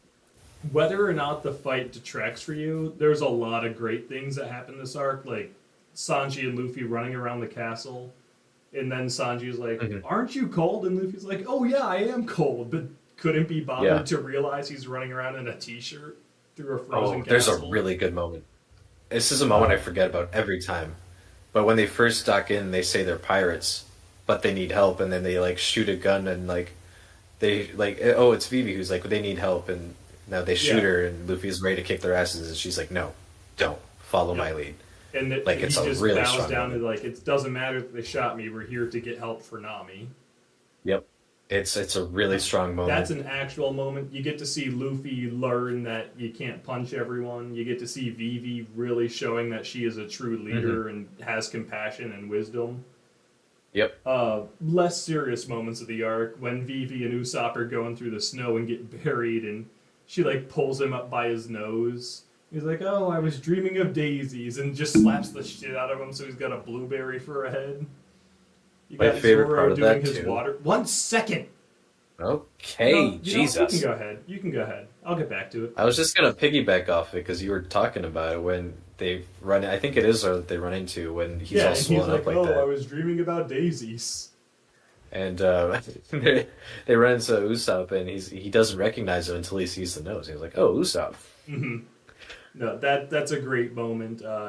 Piggybacking off that, like how Zoro even Whoa. gets there in the first place.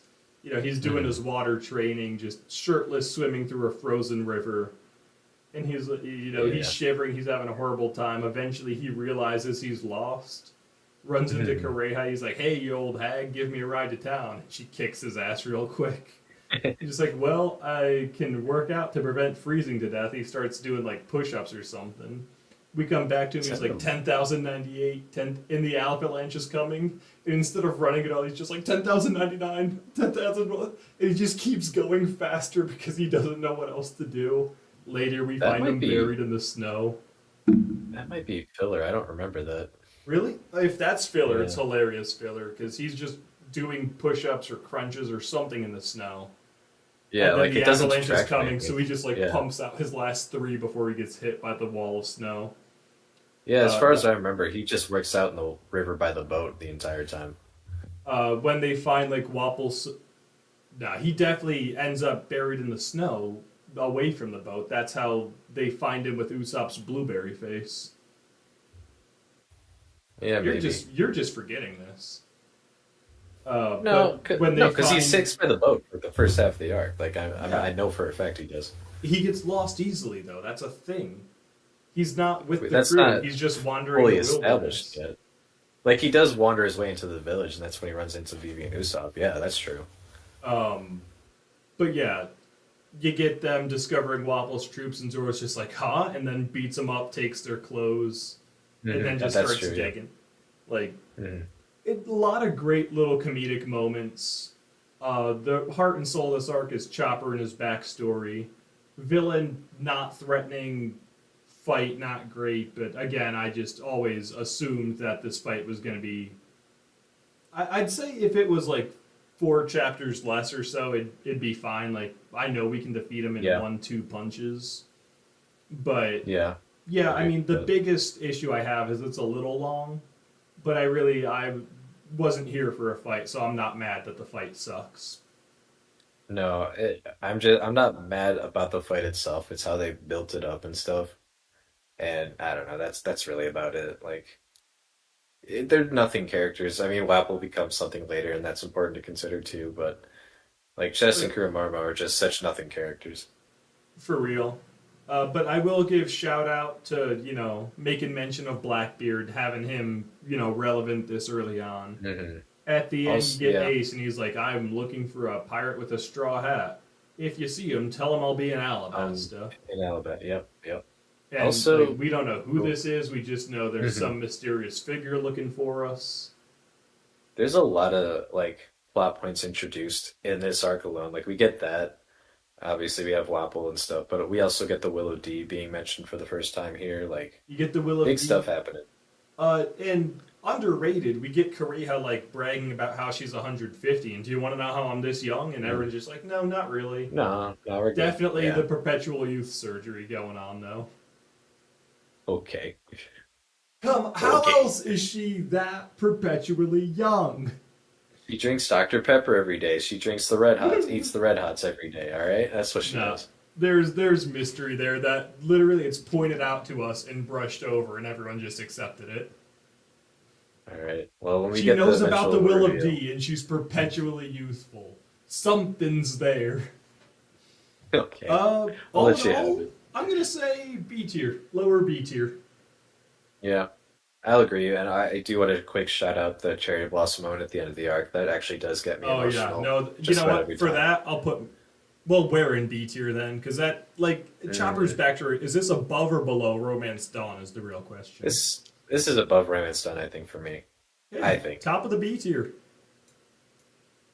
I think this is a much more all around solid story than Romance Dawn. I think while Romance Dawn is obviously iconic, I don't think it stands up to what Drum Island has Finally. to offer. Yeah, no, it's not the world's best art. The fight, if it had a great fight, this could easily be moved up to A or S. But Mm. really, it's the fight Yeah. that just like it's all about backstory in the past and getting Chopper on the crew, finding a doctor. Great character moments, but not a Hmm. lot in terms of like actual plot development. Like I didn't feel like we liberated this island. We just happened to fight a guy while we were here. Yeah. I do think Wapol becomes a better character once we're past Drum Island, but Oh, like right 100%. his I don't first think showing anyone here says is Drum Island is the height of Wapple. yeah.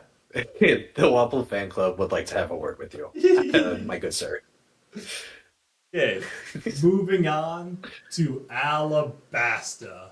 Patrick, Woo! you're an Alabasta boy. I Set am an her up, knock Alabasta her boy. down. Here's the thing. I've read Alabasta. I've watched Alabasta like a total of like 5 times, 6 times or something. Like the entire saga. Like I used to be sick of Alabasta, but rereading it again, it's such a good arc. Like this is, we got all the political intrigue. We got like the civil strife. Like this is clearly what Dressrosa and Wano are trying to be. But I think Alabasta does it in much better than they do in Spades. It's so good. Like the crocodile's such a compelling villain. He's so interesting. Like a lot of his underlings are interesting. Like we get Mr. Two, Mr. One. Like Mr. One's a little less a lot less just interesting than Mr. Two, but we do get Miss Doublefinger as well. And like I don't love Mr. Four or Miss Merry Christmas very much, really, but they're there. Okay, I don't They hate have some them. funny They're moments. just there. They're just there. I only really hate Miss Merry Christmas. I like Mr. Four actually a little bit, Hate but Miss Merry Christmas. Again, just like yeah. don't feel much for her. She's Just just there. she's just a little too overbearing for me. But we got Yuba, we got what's his name, Toto, we get Oh, I love um, Toto. what's his name, Koza. I'm thinking of Koza. Like I every time I read this arc, I get frustrated with Koza. I'm like, no, you fool! Why aren't you looking to your left? She's right there. Like there's so many moments like that in this arc where it's like American Tail, where like Fievel's so close to finding his family, but like they just miss him. Mhm. There's like 2 or 3 moments in this arc, and it's like, well, it doesn't feel cheap. It feels like this is the story they're trying to tell, and it's good. And you see Luffy being pushed to his absolute limits for like the first time this entire story when he goes up against a warlord, not once, not twice, but 3 times. Yeah. Oh my So god, when he like all but there's a lot dies of the hype first here. time, and it's just like, oh shit, Luffy's been Yeah. impaled. Yeah, and you have the intrigue of Miss All Sunday. Like, what's her deal? Why is she around Crocodile? She doesn't seem that evil. We get the Um, introduction of the poneglyphs. We get Pluton. Ancient Uh, weapons, yeah. The 20 kingdoms are mentioned for the first time. The reveries mentioned too. Like, there's a Like lot of really good stuff. this is the first arc where it really lets you know like there is a whole freaking world at play right now. We're not just island to Mhm. island. Like there's an overarching something going on. Yeah, You get yeah. Smoker at the end, especially Oh after my all god, I is forgot said about and done. Smoker. Yeah. Oh Yeah, my so god. Crocodile's taken down and Smoker gets credited, and he's like, "What the hell are you talking about? I didn't do it. It was the Straw Hat Pirates." They're like, "Yeah, well, we can't give credit to pirates, so congratulations, you're getting a promotion." Congratulations. Yeah. And he's like, "No, I fucking reject this." I And don't they're want like, that. "Yeah, Yeah. well, good job." Good job. Yeah. No, it's Smoker throughout this entire arc is great because he gets captured at rain dinners and then they're all in the cage and they're like, sorry, I was thinking of the callback to that in Punk Hazard, but they're like, they work together to get out of there and they're like, all right. Oh, Zoro's like pulling him out and they're like, why'd you pull him out? And Smoker's just like, well, shit, now I own one. Like it, and then we have Yeah. Ace too. Like, there's so much good stuff in this arc. Yeah. So The what I moment really, where Crocodile pushes Vivi off the thing after, she's been screaming like to stop fighting or whatever, and like Luffy catches her and she's like, "Nobody heard me," and Luffy's like, "I heard you." This arc is so fucking good, dude. It's just again like so when we're introduced to Smoker, we're introduced to Logias, and we know we can't punch Logias.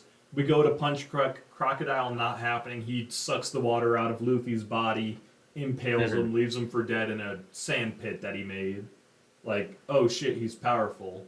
Luffy comes back with just water. You know, Crocodile unsuspecting. Luffy doesn't have haki. He doesn't even know what haki is. And then just suddenly gets decked by this kid. It's just like, what the hell? We do get a lot of moves here that are never used again. Like, we get the Gum Gum shotgun. In fairness, he does use Gum Gum rifle from time to time.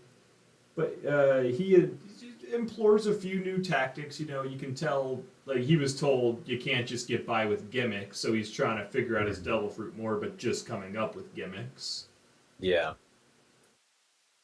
But, yeah, I mean, Ace, especially at the beginning, when everyone thinks he's dead in his food, but it's just because he's got narcolepsy. He's just sleeping, yeah. And then he like gets punched through a wall, and he just gets up. I'm sorry to interrupt your meal, and then leaves like still a hole in this person's wall. Everything with Ace in this arc is just fantastic. Especially the beginning where it's like Luffy bumps into him, and he was talking to Smoker, but now Smoker sees Luffy, so Ace has to go. Like it's just this crazy spiraling chaos. I love it too because the way it starts is they're crossing the desert. They finally get to the town, and Luffy and Usopp run into the bar to get some water.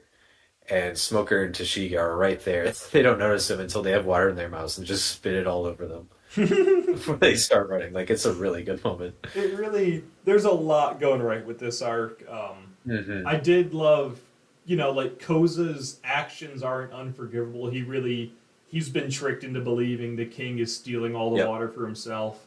Part of me is always like, you should know he's better than that. Your dad knows he's better than that. Just stop and think. But I get it, because, you know, younger people, a lot more hot-headed. They're not always going to stop and think it all through. I do love Vivi. Like you said, the whole stop fighting thing. She's just up there screaming and crying and just, please stop fighting. And the rain finally comes, and it's just, oh, we did it. What I forget, I think it's that first time where she starts screaming it and no one's listening. Oda has straight up said like he had to stop drawing at that point and just walk away. Like that's the one time he like was drawing that he just couldn't draw because he was crying so much. Like it's such a powerful scene. Because you can tell like she's wise. How she knows it's all a is. setup. She loves her country, and she's just watching them kill each other. You also have that really good moment where Luffy's like, go on without me, I don't want to do this. And then he gets in a fight with Vivi, and he's like, stop risking just your life. Risk our lives, too. That's what friends are for. Right, like, we're here to fight for you. You can't just die for this.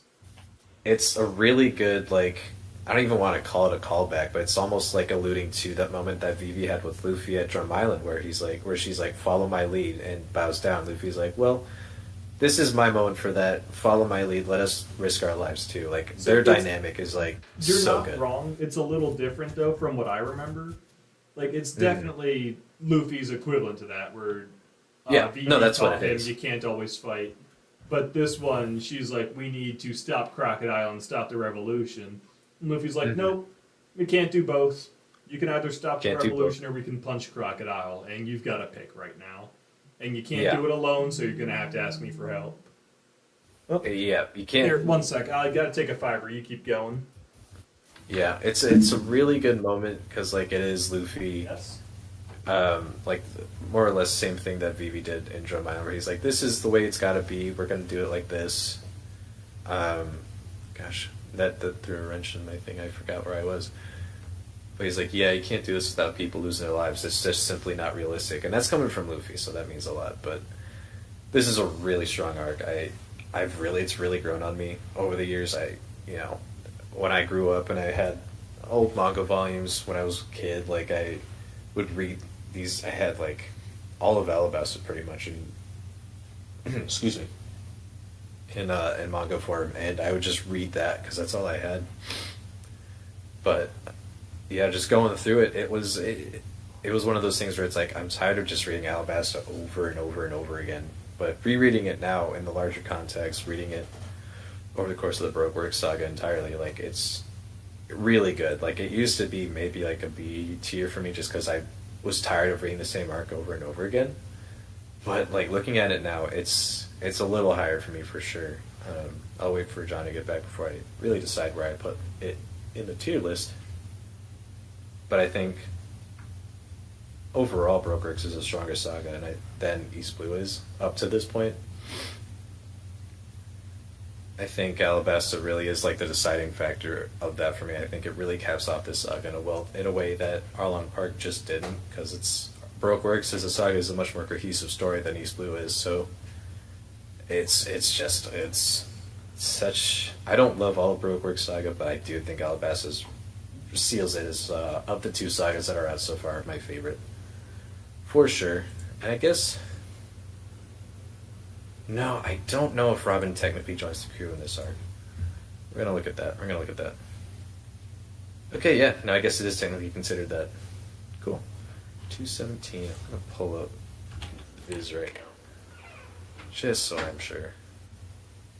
But yeah, a lot of good stuff happening in this story, in this arc.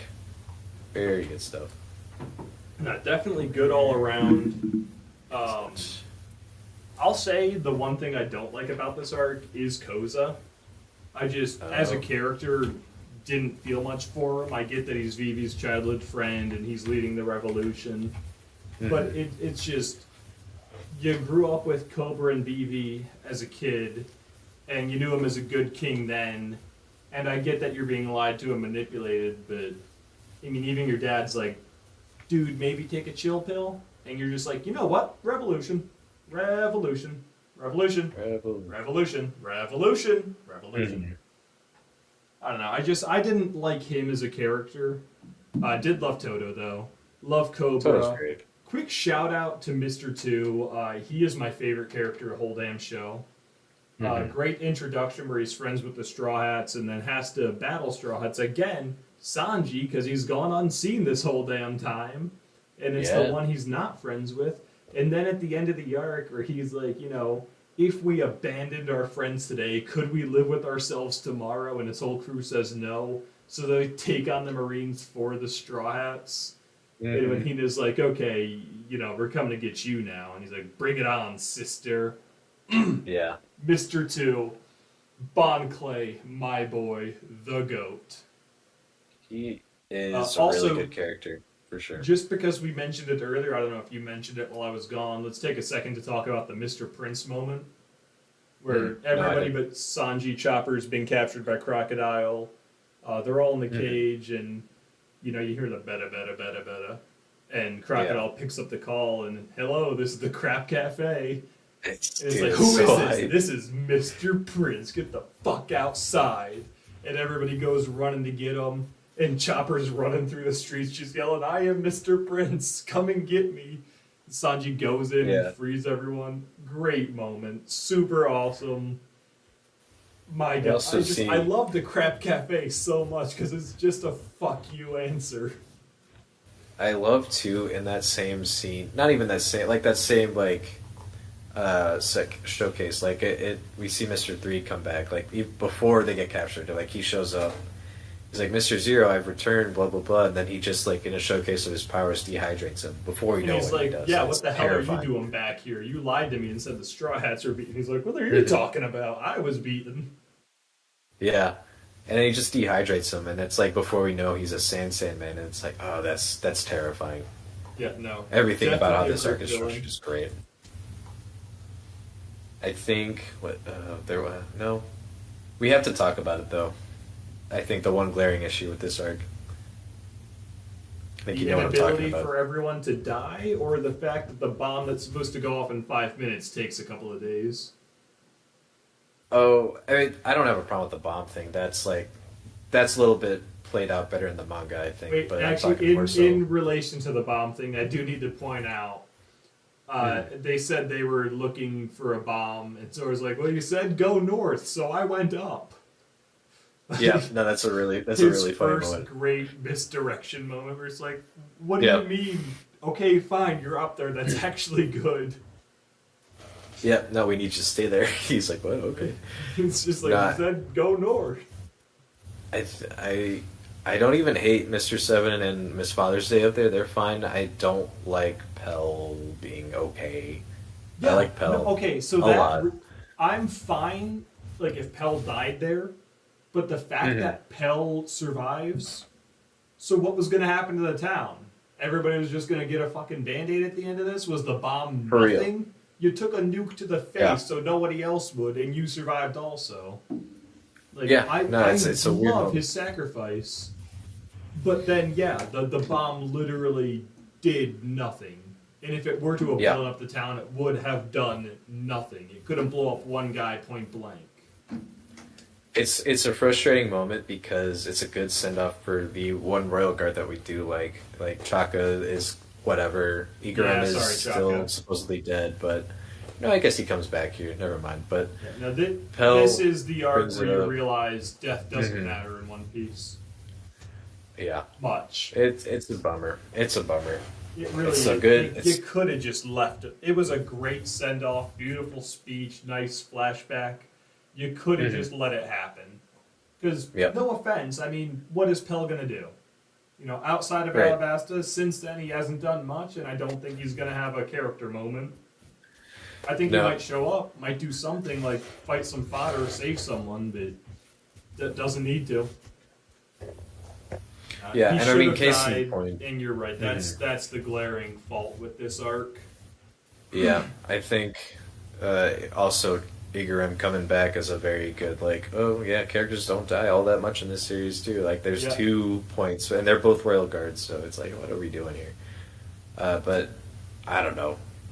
There's so much good in this arc. I can't even fathom putting it below like A tier or even S tier. I'm gonna Like I'm say strongly A tier. considering We'll that. even put it above Baratie. If it Yeah, weren't I'm for good with Pell that. dying, I'd say S. Sorry, Pell not dying. Yeah, I just think there's so much good in this arc, from Vivi's goodbye to the fight with Crocodile and Robin Yeah. joining the crew. Like, there's a lot of really good stuff here. There are so many moments where it hits and it lands and you stick the Mhm. landing, like Luffy dying, Vivi crying, Luffy coming to the rescue, Water punching with his own blood, the Pona, like so much good happens, and then it Mhm. just glaringly Pella's okay. Pella's fine. Yeah. No, it's a bummer. But yeah, moving on. Oh, wait, no, we can't move on quite yet. I don't think the position's gonna change, but we have to talk about the end of the arc. Hmm. I mentioned Vivi's goodbye. Oh, okay, I must not have been here. Great It send was off. very much, Like it's yeah. like the triple fake out where she's not gonna join because she's giving a speech, but then she's not giving a speech. But She's also really she's going not to meet giving the the Straw speech. Hats, but she's Yeah. giving the speech there so she can say, like the triple fake out. My heart was doing backflips. It hurt. Loved it. Yeah. And when they can't say goodbye, so they all raise their arm. Mhm. Oh, It's such a that one makes Honestly, me cry up every time. It's so good. it's so good. She is the unofficial Straw Hat, and quite Mhm. possibly soon to be official. Yeah, who knows? Yeah, no, great send off there. Can't believe I forgot to mention that. Anywho, Yeah. now we can move on to Jaya. Woo-wee. I love Jaya. I really do. I love Jaya. I love think the Jaya. Monkey Brothers are a little weird. I That's don't yeah. think- like they're not bad, but they're definitely like, are you guys monkeys? Hmm. I think it's Um, a fun set of chapters when you first meet them, Yeah, but ultimately it's like until you find out they're part of the Alliance group, it's like I don't know if I like these guys too much. They're funny and they're entertaining, but like I'm not gonna remember them in 20 chapters. I didn't care much for them. I don't hate them by any means, but Mont Blanc Cricket is just like neutral in my book. I feel no strong way for him one way or the other. The Mhm. highlight of this arc for me is Bellamy. I love Bellamy. I love just his whole cocky, arrogant attitude. Like, Straw Hats aside, he's just a fun pirate. He cheats at a game or accuses someone else of cheating even though he just lost, so he kills them on the spot.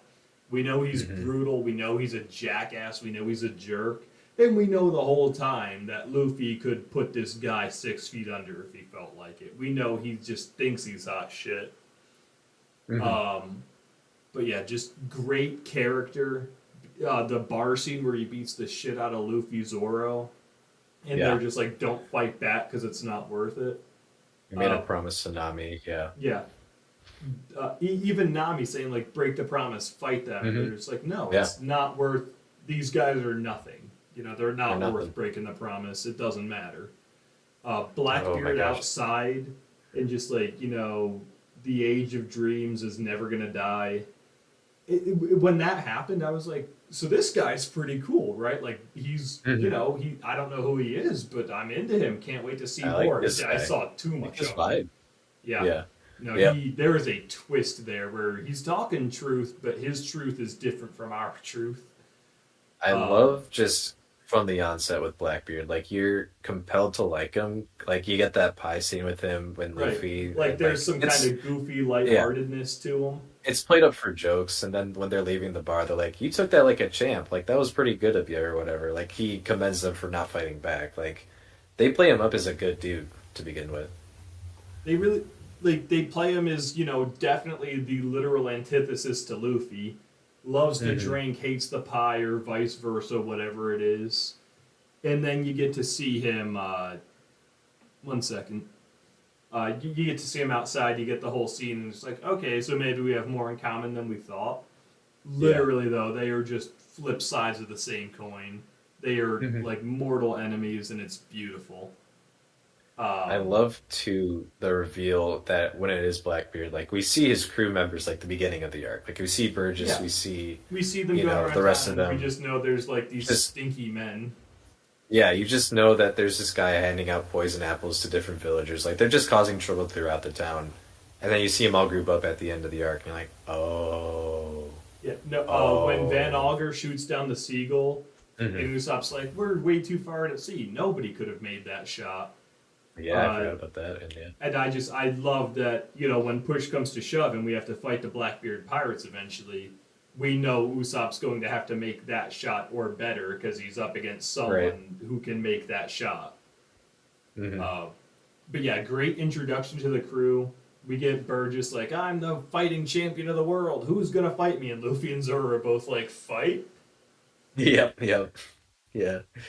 I like to ignore him. Great introduction to them all. Then we learn that he's Blackbeard, and it's, oh shit, so you're the guy who betrayed Whitebeard and Ace's hunting, and you're not actually that cool. Except he's really cool from a narrative perspective. Oh, yeah. He tries to capture Luffy at the end of the arc, too. And he's like, well, I guess fate was on your side. And he laughs about it, so, you know, he's got that true will of D to him. Oh, I love it. I love how his ship is also just a raft, you know? It's a raft, yeah. Like, it's not even... they're just, like, the most makeshift pirates, but at the same time, a legitimate threat of makeshift pirates. But back to Bellamy, so, you know, he attacks Cricket, steals all the gold, and Luffy's like, I'm going to go beat them, but you guys finish the ship, I'm going to beat his ass, I'll be back. And then you go, and they have the whole fight, and, you know, here's Spring Hopper, do you even know how to throw a punch? Stop having dreams, islands in the sky, doesn't matter, all that's here is the seas and the men that sail them. And Luffy's just like, you asked if I know how to throw a punch, and just beats his ass. Like, that, to date, is the most satisfying punch in One Piece. Yeah. Where he's just dead in the ground, finger indents on his face. There's another contender, but that one's definitely for sure up there. Wait, what do you mean? There's another contender for most satisfying punch. What is it? We'll get to it. Well, if we're going to get to it, then that's not to date. Oh, to date. I didn't hear you say to date. Yeah, up to that part in One Piece. Like, yes, I'll agree with that. Yeah, I know the other one that's a contender. That one wins, but like up to Jaya, that is the best punch. Yeah, I must have missed you when you said to date. Yeah, no, to date for sure. I'll watch the VOD. I'll prove you wrong. You didn't say to date. I definitely did. Anywho. Your ass is on the line. Then you get Sarkis like, hey, get up, Bellamy. The joke's over. Bellamy hey, get up! Like, what are you doing? This is just some kid. And then they realize, no, those are real bounty posters we saw a minute ago. They didn't just fake them. No, that's what And I love about the lead up to that. Is yeah, and Sarkis comes then running in with their updated bounties, and he's like, these guys aren't jokes." no, that wasn't Sarkis. That was just some drunk guy who was also Oh, part of the crew. and And they're like, Sarkis was no. like, "Yeah, no, you're full of shit. Yeah, And they're you're right." like, nope, they faked those. They just made them up to make themselves seem cool. Hmm. And then they realize, oh no, those were real. Yeah. And then Luffy starts leaving, and they're like, where are you going? To the sky. He just points at, he's like, I'm done with Mhm. you guys. I beat up the guy I had an issue with. You're not going to give us any trouble. So he's Yeah. going to the sky. Yeah, and I forget where it falls in the arc, but like we get the mention of the Doflamingo pirates here too. Mm-hmm. And I Oh, don't right. remember. I think it's post Skypiea. We get a brief look back at Jaya, and we see Doflamingo there Yeah, forcing Sarkis and Bellamy to kill each other. the theory, yeah, Oh, it was so cool. theoretically. But even before that too, like we get I forget when this exactly happens in context to the arc, but we get a shot of Mary Joa and we have Kuma and Doflamingo joining Mihawk. Yeah, we have And they're gonna the pick a summit. The replacement. warlords have been called, and then Yep. unrelated. Oh, to because that this being is where we called, get Lafitte Lafitte's shows up. introduction. Yeah, Yeah. who's Yep. the other member of the Blackbeard Pirates. But yeah, Hmm. Jaya, all in all, it's short. It's again like nothing big or grand happens, but it's just a lot of little things concluded with a very satisfying punch. Yep. Uh, And it's a lot of setup for Skypiea. We get some fun moments with the crew looking for a Southbird. Like there's a lot of really good like Oh, this teases is for what I stuff forgot that's to coming in mention. Skypiea. Is like the sun's rising. They're like the knock-up stream's coming. We gotta go now. And Uh-huh. here comes Luffy. He's like, guys, I found this beetle, and he took time to find a. It's like Luffy, we're on a time limit. Yep. Oh my god, yeah. Nope, this All arc A is tier. really This is good. A tier. Yep. Now, I question put it is, above. above or below Baratier? I put it above. I like Jaya a Above? lot. Okay, I yeah, love Jaya. Jaya's a lot of fun. Sorry, Baratier, you are spectacular. You had a better Mihawk appearance, but Jaya's Jaya. Hmm. On to Skypiea, and here I think we're gonna have some discussion. I'm debating if I actually want Jaya above Bradier, but I'm gonna leave it. We're gonna stick with it. We're committing. I'm sorry if there's wiggle room, I'm taking advantage of that wiggle room. Like Baratier Yeah. is just so much grander, bigger payoffs, better action. Jaya's got a More satisfying emotional. punch, more emotional. Yeah. Like Jaya's great, Yeah. but it's again just kind of a stepping stone to get to Skypiea. Gosh, real quick, when they're in the turtle's mouth and they're talking to that one salvager and they're just joking and having a good time, and then they find out they're enemies, they're like, "What? You betrayed us?" Such a good moment. Forgot about But yeah, the turtle. everyone forgets So about the turtle. Skypiea, I do not like Skypiea. I recognize Skypiea's importance. I recognize the great metaphors and symbolisms and foreshadowings and relevance. Like, I understand how important Skypiea is. I hated all of the priests. I did not care for Enel. I don't care about the Skypieans. I did not enjoy this arc. This one is one of two arcs in One Piece where I really had to sit there and get through this. And I was just like, it's gonna be good again. I know it's gonna be good again, but I've gotta get through all this.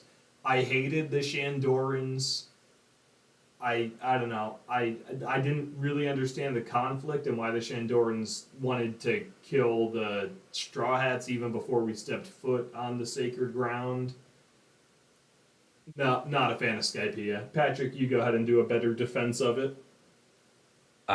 This arc is, from a conceptual standpoint, a lot of fun. I think I'm a big fan of battle royales, and that's really a lot of what this arc is. We have a little bit of like world building at the beginning with Upper Yard, Angel Island, wherever Conus and Pagaya live. We get the introduction of Dials, like a lot of good stuff happening at the beginning of the arc that kind of leads into a payoff for the rest of the arc. We get a brief tease of what a Shandian looks like when Nami goes over there by the waiver, and then he gets like brutally killed by like a couple of goat people, and you're like, what the fuck is happening here? Like, this arc is adventure in its purest form, and I think it's the purest form of adventure we've gotten in the series up to this point.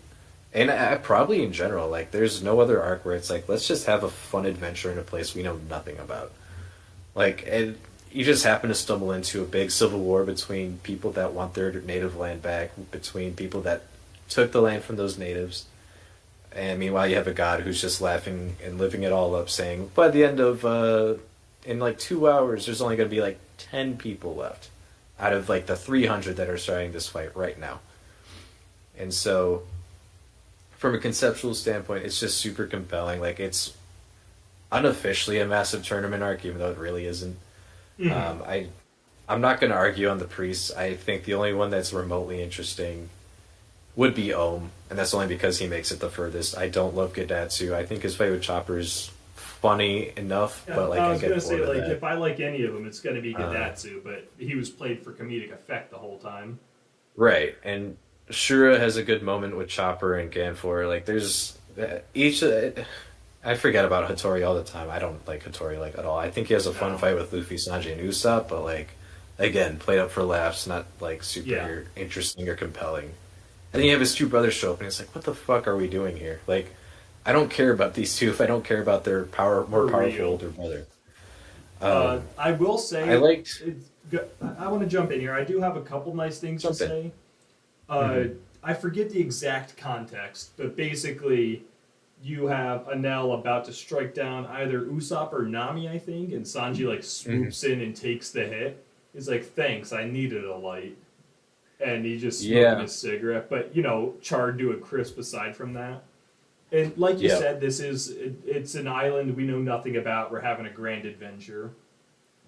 And what I really love is, we know nothing about it because it's an entirely different plane of existence. It's just, it's so separate from the rest of the story. Before this, we were get to the Grand Line, go to the first island, have these adventures. This one is really so far removed from the rest of the Grand Line that it does serve, like even narratively, is taking a step out of the story to look at the story as a whole and then go back into it.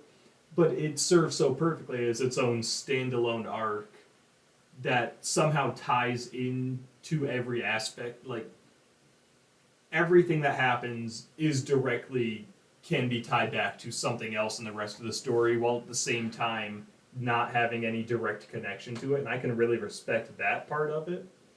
But I didn't find the villain compelling at all, no matter how much he was built up.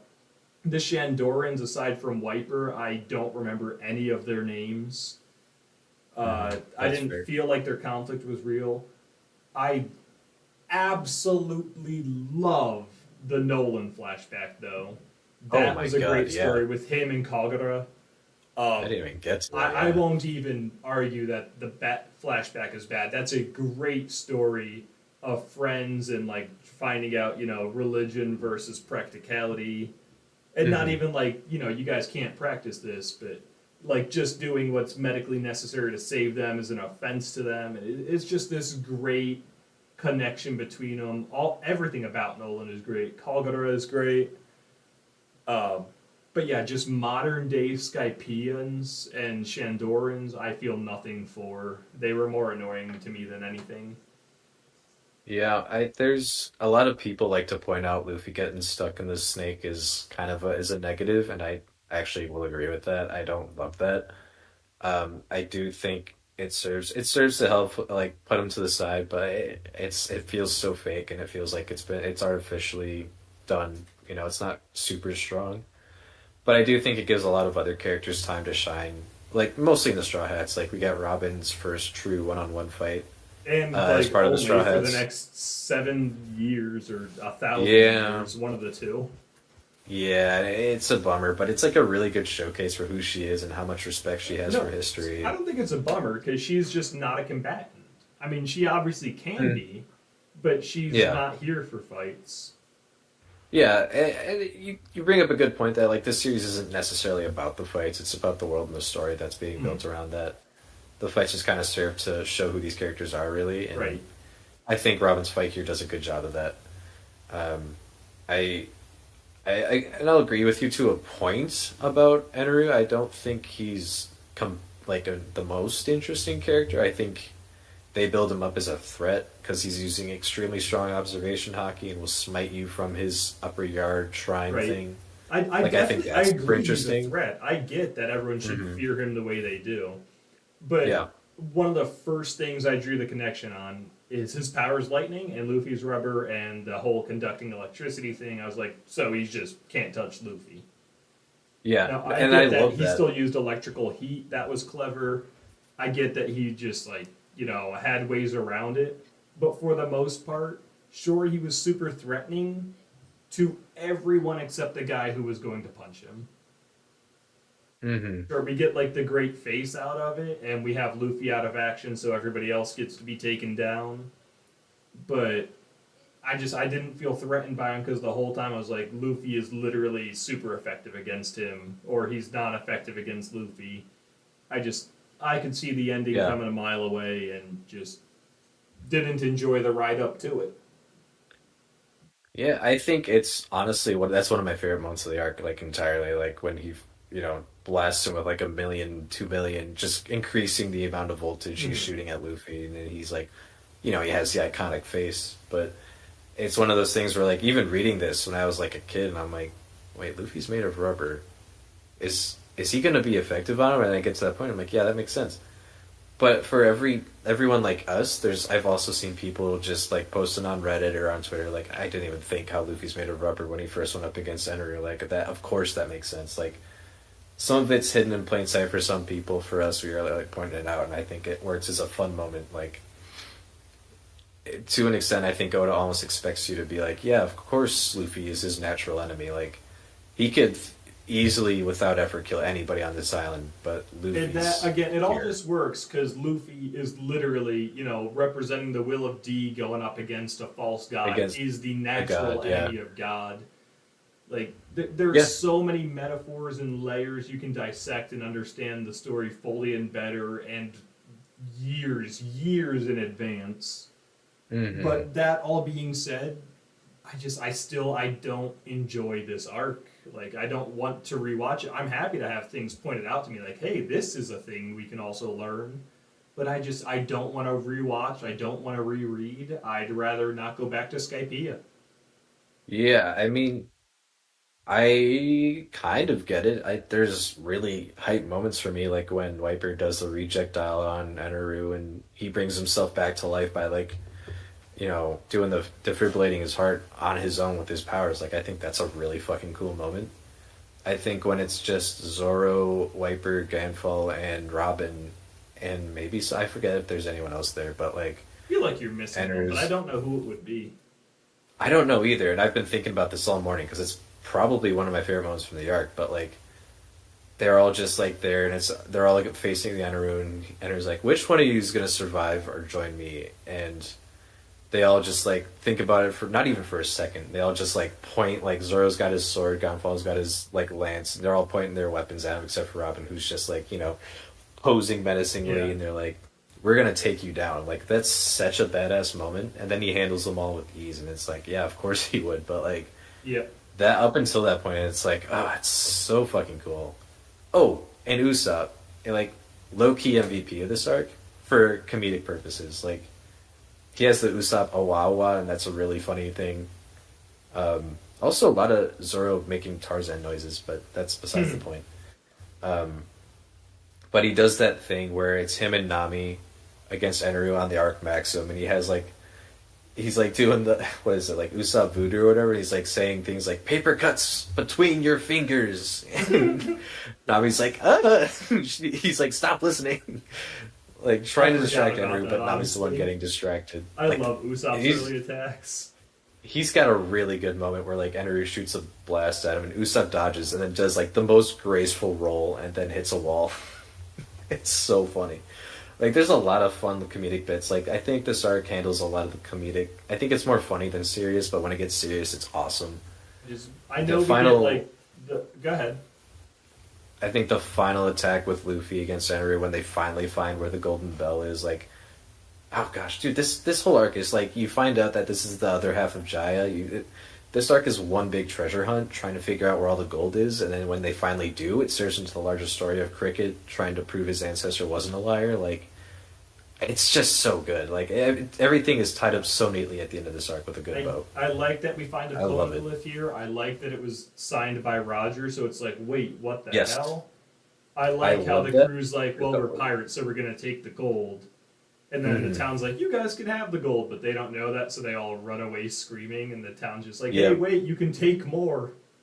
And Robin's just smiling because she's like, she knows what's happening. She's not going to try and she's stop in the it. loop, and she's just like, well, whatever, this is what I'm going with the This crew. is fun. This is fun in and of itself, yeah. No, I get that we get the Nika name drop, and then we get Wiper looking at Luffy making the pose, and it's like, ah, shit, and nobody thought anything of it. But, yeah, no, I mean, I admit their significance. I admit that there's a big, strong fan base for it, but I am not putting this higher than A tier. Yeah, well, here's the thing. I kept getting distracted by my favorite parts of this arc. Oh, there was another thing I wanted to mention. I do not recall it, but there's a lot of fun little moments in this arc that just make me laugh every time I read this. But something that keeps me from loving it more than I do is it's very bloated, I think. It's more so in the anime because it's not like the best pacing there, but like the No, the manga, pacing's even there, horrible. it's like I'm looking at the chapter count for Skypiea and it's 66 chapters, and it's like Is maybe that we could it? cut that down. Yeah, Oh my yeah, and there's God, it 43 felt so episodes, long. which is just poor adaptation right there. We're not even at like Dressrosa levels of bad yet, so buckle in, Buckaroo. But it's 66 chapters. Maybe you could parse that down just a little bit. I love Skypiea, but there's quite a bit of bloat in here. I don't know if I would have let Pagaya live after being struck by Eneru. There's a lot of oh gosh, and everything with Conus getting the white berets to help her at Angel Yard or whatever, like that's a good moment. I forgot about that. That's not a negative. I But fucking hated the White Berets. They didn't do anything. They were just they like, came around at the "Oh," end, and that's why I like them. No, but they didn't do anything. They just like They helped pretended to escort do because it was just Conus being like, this god is trying to destroy this island. Y'all need to leave. And the white berets like, no, she's right. Let's go. And they listen to her. It's great. Yeah, but if It's a they good didn't moment. exist, the town could have just listened to her anyway. Like they didn't serve any They wouldn't have purpose believed her. besides they were there. They wouldn't have believed her. No, Didn't they're enjoy. fun.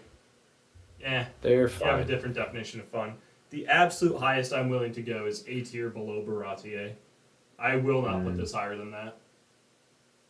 I'll allow it. I'll allow it. I Honestly, will die on that's that hill. probably about where I'd put it anyway. I know a lot of people So say there. S, maybe some people even say God, but no. Sorry. No. No, it's so Bring funny on seeing Long the ring, redemption long for this land. arc. Oh my god, we're gonna So, disagree on quick this shout one. out to the filler between Skypiea and Long Ring, Long Land. Best filler, 100%, Captain Jonathan. Good job. Did you put? Uh, Oh yeah, you did. Yeah. Oh, did you put Alabasta in S tier? Yeah, did we not say... What did we say Alabasta was? I thought we said S. I thought we said A tier above Baratier.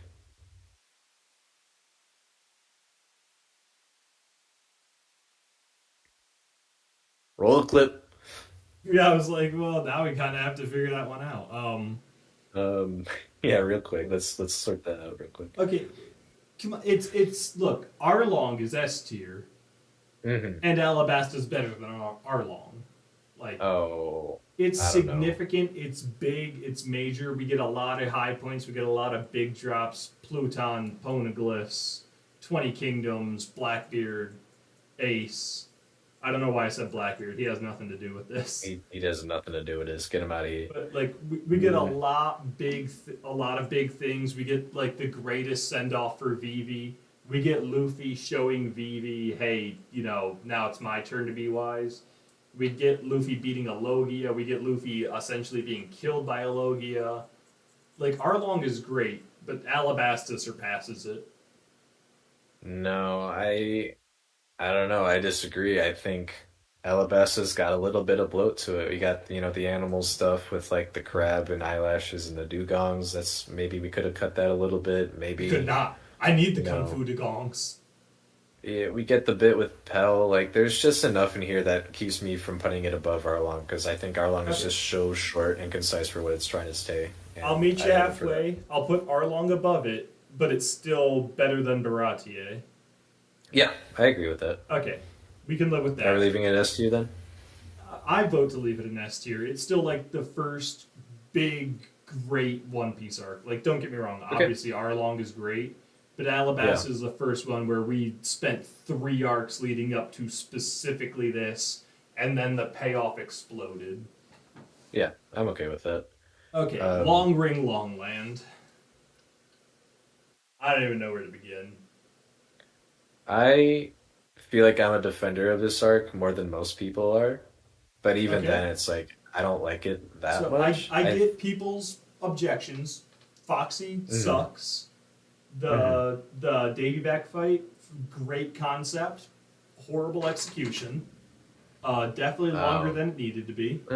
Yeah, definitely bloated. Maybe not horrible execution, but not great execution.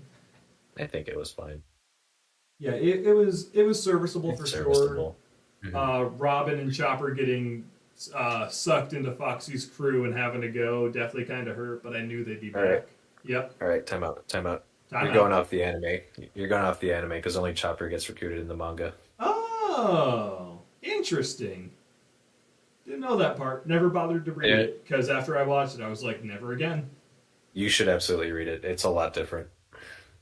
But anywho, you get all that going. The Luffy fight, Afro Luffy.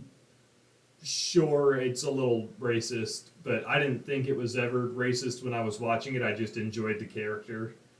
Hmm. But yeah, I mean, maybe we could have toned that back a little bit. Yeah, rereading it. It's like it's not as bad as I think it is in the anime, but it's Yeah, I mean, there's I don't have a there's no huge problem malice with it. behind it, but it's No, definitely definitely like not. a little. It's played like a too- power-up. Yeah, it's a good thing, but it's still definitely offensive to some Like, people. maybe- Anywho, Yeah. so I would have dropped this in the Foxy tier for sure, and still Mhm. might. I'm open to it. But I saw this theory a while back that Luffy's whole Gear Fifth thing is he's free and his body can stretch and do whatever he wants. And on Long Ring Longland, everything grows really tall because it's so free and relaxed. And even I think it's Usopp and Chopper get a little taller here for a minute. They're like, oh, I just feel so free. And the fact that the islands are hidden, every 10 years they resurface. Someone pointed out, is Laugh Tale on one of these islands or in the center? And is this Oh my the God. whole secret to the One Piece all along? Is this place that you just Uh-huh. can't get to? And the Straw Okay. Hats will have passed it right before the One Piece appears. Jeez. Yeah, no, That's so funny. I have a real fear that Long Ring Longland is actually really important and it is going to come back to be the One Piece. That'd be really funny. So in hindsight, it might be salvageable, but it's not yet, and that's a theory that could easily be wrong. So I don't Mhm. know if we should take that into account. No, But the I'm fact not. that it's hidden, I don't know. The fact that everything there is long and comical and free. I've at least got a suspicion it's going to come back, but I can't weigh on that today. This has got to Yeah. be Foxy tier for me. Oof. Let me try and change your mind. All right. Okay. The island itself as a location is really fun. It's nothing super crazy, but the focus of the arc isn't the island. Like we see. See, I what's his name? disagree. You're right. They've got the long trees and the long bears and the guy on stilts. Mm. But the island is really just a flat circle. Yeah, and that's why I like the long parts of it, and the fact that islands will disappear and reappear every year, 10 years or whatever. Yeah, I forget how long.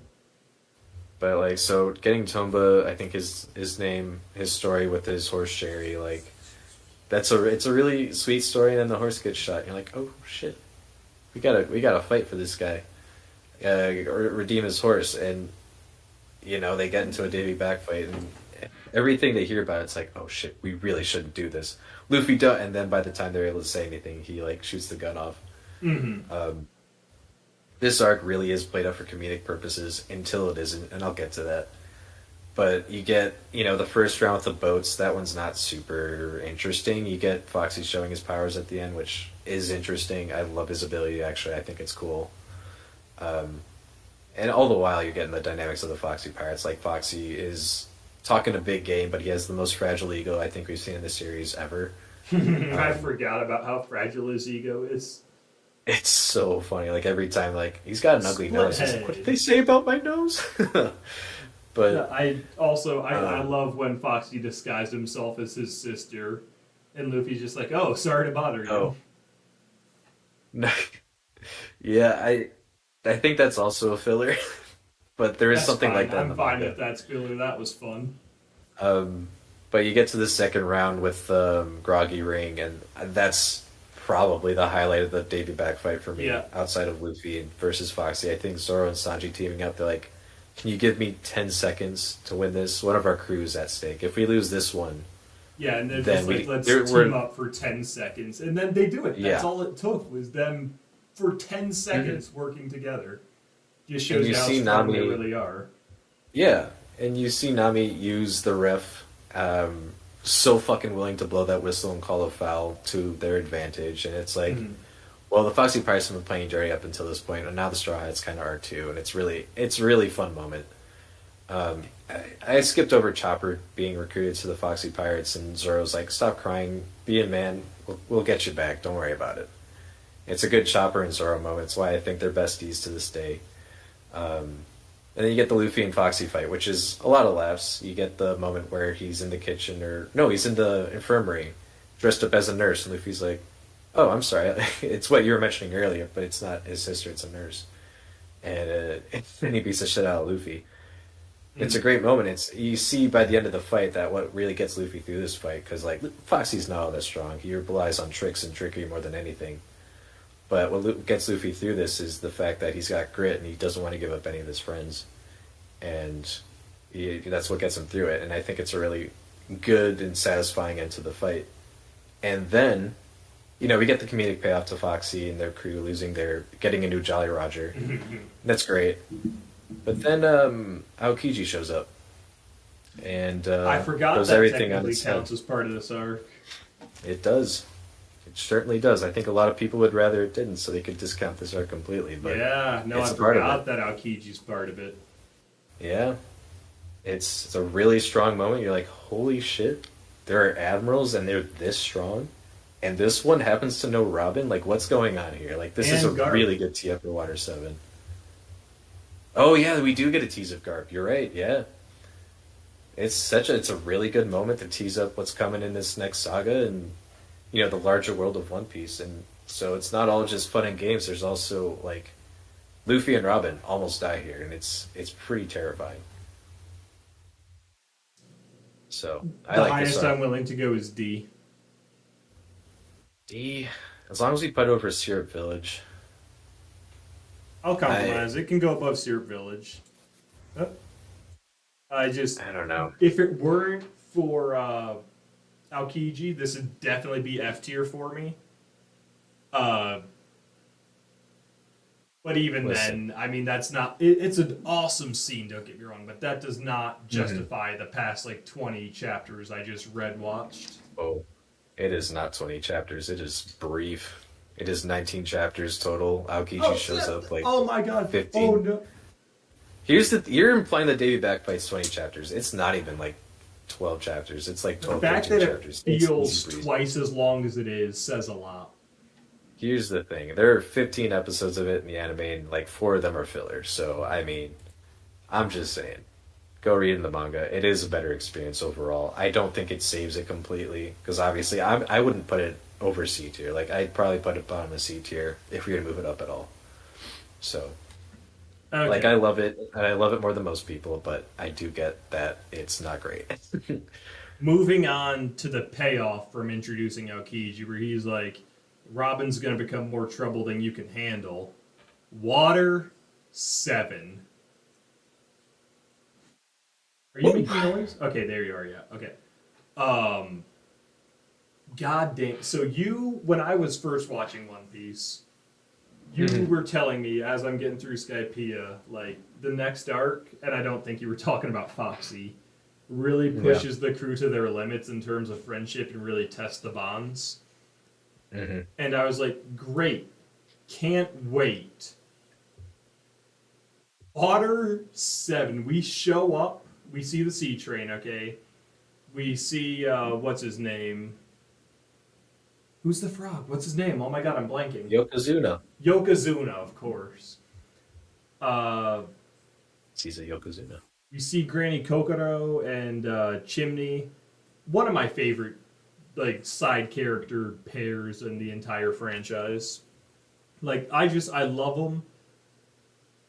We see them. They tell us about the sea train. She gives us a note to pass along to Iceberg, and we're off to go get the ship repaired. We arrive in Water 7, and the setting is beautiful, breathtaking, gorgeous city, modeled after Venice, and for some reason the town's friendly to pirates, and like, you should park around back, don't take the main way in. We get to the shipyard, and the shipwrights are so cool, and everybody's awesome. We meet Iceberg, who's, the town, he's been talked up, and you gotta go see Iceberg, you gotta talk to Iceberg, and the town's like, we love Iceberg. We meet cool. Iceberg, we hand him the letter of recommendation, he's like, oh, she kissed it, this is weird, he just rips it up. He's like, well, you're already here, I'm gonna work on your ship, I'm not gonna pass down you're a client, right? And he's just like, okay, so this guy's something. And we're off to a fantastic start on this adventure. And it's goofy and it's lighthearted, it's beautiful, and everyone's having a great time. And then just suddenly Robin goes missing. And then Usopp gets mugged. And then, oh my god, and then Usopp gets mugged. And, then we find out you can't save the Mary. Yeah. And then, Robin's still gone, but Usopp's been mugged, so we gotta go address that. And they find out it was the Frankie family, so they go to beat the shit out of Frankie. He's gone, but we have the raid on the Frankie house, which is so reminiscent of the walk to Arlong Park. And they just show up, and they just wreck shit. They're just punching everyone. And the Frankie family's like, oh, you want the money back, right? It's not here, but so, we're even. And they just like, you think this is about the money? And they just proceed to murder. Not actually murder, but like no mercy. But like, yeah. Then Usopp wakes up, realizes, and he's told we can't save the Mary, and he thinks it's because he lost the money, so he blames himself, and they've just all moved on so easily. He refuses to abandon the Mary, so we get Luffy versus Usopp, which is to this day one of the greatest fights in the series. It hurt. It was just painful to watch, but beautiful. Usopp did so surprisingly well. At the same time, too, there's a moment where Usopp's trying to psych Luffy out, and Chopper's like, wait, really? And they're like, go wait inside. Yep. That, it's still Usopp. There's still comedic effect there. Yeah. And then Luffy obviously beats it. He's like, you knew how this was going to end. You knew it had to be this way. You can keep the Mary. We're moving on. And then, it sounds cold-hearted, but it shows you his face, and he's just, tears flowing. And Zoro's like, you can't dare break now. If you break, who can we follow as a captain? You gotta be strong. Yeah. And you can tell, it was the best day yesterday, but right now the crew is just broken and shattered. And honestly, watching it for the first time, it seems like they're beyond the point of recovery. And then they wake up the next morning to newspaper headlines that Nico Robin has tried to assassinate Iceberg. So the Straw Hats are being blamed, so they're being hunted by the town. Their ship's been raided. Go ahead. I'm just thinking, we've been going for 2 hours. We should probably pick it up a little bit. We don't need to recap the entire arc. Well, maybe we just get through, God, I was even going to say just to the time skip, but that's so far away yet. We might have to do this in segments. We might have to come back, because you're right, it's been 2 hours. let's just pick it up a little bit. Okay, so the Straw Hats break into Iceberg's house to go, confront him about this, and of course they run into CP9 there and Robin, and it turns out CP9 is the shipwrights who's been working for the whole time. The Straw Hats show up and they get their shit handed to them. And then, so Robin's been taken away. Usopp's not part of the crew. And it's time to go after Robin. And Yeah, they have that's what. to like regroup and get on the sea train, the second sea train that nobody knows exists. And it's time for them to go confront the biggest storm of their lives and then the biggest fight of their lives. If I have not given it away by my expression this whole time, this is God tier for me. This is Goda. Yeah, no, yeah, I think you put it pretty well. This arc pushes the crew to their absolute limits. It breaks the crew apart like utterly and completely. We end this arc with Usopp essentially out of the crew. The Mary's dying. Robin's left the crew. She so much as said to their faces, "I'm not coming back." Mm-hmm. And then we have Sanji boarding the sea train too, and we get all of the sea train stuff as a part of that. Which, if anything were to bring this arc down, it would be some of the stuff on there. But Oh, I ultimately, love the the rest of sea this arc train. is I love it's the so sea fucking train. fun. I I think we count could it have as used a its little own less little one take. arc. No! I typically More do too. Wanze! More No, Wanze! Less, It's a mad, less, mad, less. mad, mad world, and I'm a mad, mad, mad, mad Wanze! I love I, him. I, I, I don't appreciate it, This but has got okay. we leave this arc like the crew's utterly broken. It's just Luffy, Sanji, no, Luffy, Zoro, Nami, and Chopper, and that's it. Yeah. And also you get introduced to Frankie and all that, and like the backstory there is so good. Like it's this whole arc is just this, and as a pair, as this is a saga, and I'm including Long Ring Long Land, and that is like incredible. But yeah, I agree. Goda, this is Goda, good. perfect. Goda I was is best. scared you weren't going to agree to that, and I was like, we're going to have a fight. No, I think it's Bartolomeo tier. Anyway, So moving straight on, we get off the sea train. We enter Ennie's lobby, the judicial island where it's always daytime. And it's now the Straw Hats on a rescue mission, accompanied by Sniper King, who, let's take a minute. Sniper King happens in Water 7, and it's just like the most comedic thing in the series ever. Like, I laugh my ass off at Sniper King. The song is amazing, character's amazing. Where is Sniper Island? It's in your heart. I can't wait for underrated that bit lie to come too. true. Underrated Anywho. bit too is when Frankie's fighting the CP9 member on the train, and he's like Frankie's centaur, and it's just completely wrong. It's not at all Yep. what a centaur looks like. It's just you got it But, yeah. backwards.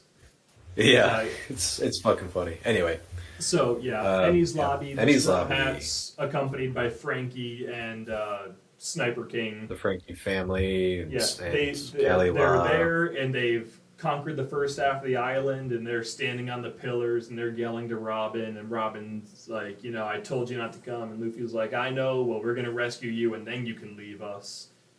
And they're like, I want to hear you say it, and she just breaks down with her, I want to live, take me out to sea Get her- with you. And it's just her classic Luffy. backstory He's here, like, I too. knew you Yeah. weren't being truthful. We're here to do this. Don't worry, we've got you. And the crew goes on. Like, Zoro has his hardest fight to date, where he literally has to break out Advanced Conqueror's Hockey to win. Mm-hmm. Get Luffy I don't know. having to break out Gear 2nd and 3rd to compete with Lucci. And even then, like, he's broken, he's beaten. And it takes Yeah. Usopp, who Luffy doesn't even know is here, being Yeah. like, Luffy, what the fuck are you doing? Get up right now. You think you're gonna lose here? You think this is hell? This isn't even close. You're just gonna let that pussycat beat you? And Usopp's challenging Lucci. I could beat you with my little pinky finger. Get up here and test me. Luffy, Yeah. not wanting his friend to die, finds the He's like, no, strength you to can't. You stand. can't handle him. Yeah. And just the look on Lucci's face when he realizes this guy just got back up. Fantastic arc. I'm blowing through it now because, like you said, we don't have forever and there's a lot to talk about ahead. But basically, it's just everything teed up by Water 7, executed perfectly. This goes up in God tier for me. Yeah, I might. Gosh. Oh, fuck. Okay. So I was curious, and I'll get to it in a second. Actually, and I read what the last chapter that's technically a part of this arc is, and I will get to that because that absolutely helps boost this arc. But there's a lot of good stuff here, like you just said. I think a lot of the fights. What I love about it is, like, when we actually get to the confrontation with CP9, and they're fighting in the towers and stuff. It's like it's chaos. Like it's not necessarily Nami versus Khalifa right away. It's not Sanji versus Jabra right away. It's there's a lot of it starts as Usopp versus Jabra. Right, it's like Usopp versus Jabra to start with, and then he gets locked with Zoro, and then they're fighting. Handcuffed. Yeah. Yeah, and it starts with Sanji versus Khalifa, and obviously he's not going to hit her, so it's a fun set of chaos. I mean, Frankie and Chopper get pretty squared up with their fights pretty quickly, and they have good showings there. Oh my god, Monster Chopper's a thing. Mm-hmm. It's really good. Yeah. Diable Jamba, Nine Sword style. Gear second is just amazing. Yeah, a lot of really cool power-ups. Especially riding the High of Water 7 and just being continuous. This, to date again, was the greatest stretch of One Piece. Yes. Well, hold on. I think up to the date, yes, it is. I think there's some stuff that to the date. Once we get to the actual judicial island, and we have to fight through these armies, and we got to get through the judge, and it's like there's a lot of fluff that's here that keeps me from loving it. It took us a minute to really get going, but once we crossed that bridge. Once we got against CP9, there was nothing they did wrong. Yeah, I think once you get past that stuff, I'm as much as I do appreciate the callback to Little Garden with Oimo and Kashi. I think that maybe takes a little longer than it should. But like you said, once we get to Robin's backstory, everything after that is just phenomenal. The arc ending on their goodbye to the Mary, I cannot talk about that moment for too long without crying. That's how much that moment affects me. Where she finally sails herself to come save the crew and dies the second there's anything else they can ride on. She worked. You're right, I can't talk about it without crying. So we'll breeze through that, but obviously that's an iconic moment. Apologizing for everything they did to her, and she's like, "No, I had fun. You guys are the best." We're moving on. This got here. I'm moving on. I'm done. We're moving on. Yeah, for all the faults I had with it, I have a hard time putting it any lower than Goda or S tier. So yeah, we'll do that. I'm fine with Goda. Good, because I'm not moving it. You will. Okay. Post Ennie's lobby, lot of fun. We get Garp back. We get Kobe and Helmeppo get to make their reappearance. Reveal about the 4 emperors and dragon. We also get new bounties. Oh, we got new bounties. Yep, everybody gets a bounty. All of the crew members have bounties. Yeah. Yep. Solid A tier, I'd say, but really, I don't remember there being too much to go over. Garp shows up, new bounties. Kobe shows up. Well, Aokiji. Yeah, I mean that's all at the good. end there. We get the celebratory party. We also have Frankie being recruited to the crew. We do have Frankie. That's a bit of a comedic moment. We have the Sunny reveal. Yep, we do get to see Sunny, and we get the mention of Adamwood and stuff. I think that it's poetic that the money Frankie went and spent, Usopp stolen money on, went into the ship. I love that. I love the recruiting Usopp back, where Luffy and Chopper are so ready to take him back, but Zoro's like, "No, if you do that, I'm out. You gotta wait till he apologizes." Meanwhile, Usopp's working on a suave way to work his way back in, and he doesn't think to apologize right away. Sure, I'll consider it. Yeah, and eventually he's just on his legs, and he's on his knees, and he's like, "I'm so sorry, please take me to sea with you." And Luffy's finally stretches his hand out. Grab on. Mm-hmm. He's just smiling. He pulls him onto the ship, and he's crying too, and everyone's happy. It's such a good moment. I'm gonna say A tier. I think A tier's good. The arc also, I don't know if this will change anything, ends on Ace versus Blackbeard officially starting. Oh yeah, I forgot. That's a good tee up for the saga after this next saga. Where in A tier? I put it above. Honestly, hold on. It's I kind of tough really because like. it's better than Jaya for sure. But Mhm. I almost want to put it above Baratier. But is it better than Skypiea? Yes, I Yes, like it's it better better than than Skypiea. Skypea. Okay, so above or below Baratier? I don't know. I like it a lot. I think I like this more than Baratier. That's fine. I It's think it's I'm a leaning that way breezy too. it's a breezy 10 chapters. There's a lot packed into them, Yeah, and it it's serves some very really fast good. paced. It's all Yeah, payoff. Yeah, it's a good capstone to the saga and Thriller teasing up Bark. what's coming. Thriller Bark's saving grace is it's not that long. It's only like 46 chapters or something. Like you're there a good Hmm. chunk of time, but it's not like 100 chapters plus, you know. We're in Actually, the it's setting is 48 cool. chapters. The the pacing's a little off at first. We spend too much time Ugh. dancing around. We do get a couple Mm. comedic bits like Luffy pushing the zombie back down, calling him an old man with bandages. He's Yeah, trying to recruit every monster on the island he sees. Brooke yeah, right yeah, away, great character, very funny, interesting skeleton for some reason. Who's a musician? He's the musician we've been looking for. yeah. Uh, we're dancing around on the island, we're running through, we're fighting zombies and whatnot, and we get Brooks' backstory, and we realize, oh shit, he's the crew that Laboon's been waiting for, and it Yeah. just hits with a beautiful tragedy. You can go hours talking about Brooke and how like it's super tragic that he's a musician, but you know the instruments he plays are generally meant to be accompanied by other instruments. So the fact that Hmm. everybody he knows is dead, not even his music can bring him solace because it's just not the same without everybody else playing. So his like gift is also a curse. Yeah. But it's just Kind of like absolutely Costello for you. beautiful. He is the heart and soul of this arc. He is the soul king of this arc, some might say. Some might say. But Moria, who come on, Moria. He's nobody's I favorite listen. villain. Here's the thing. I like Moria more than most people in this arc, and only because he's a very similar to Don Krieg, where he got to the New World, he ran into Kaido, then he's like, "Fuck it, I'm not gonna fight my own battles. I'm gonna get people to do that for Yep. me."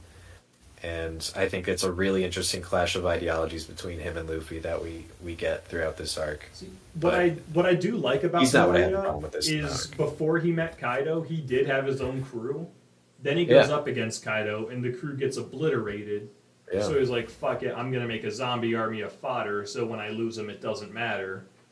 But Hmm. they don't go into that at all. You know, that's a fact, but That's it's not hinted at. mentioned Yeah. or referenced. It's just like, here's the guy. He has a zombie army. He's super lazy.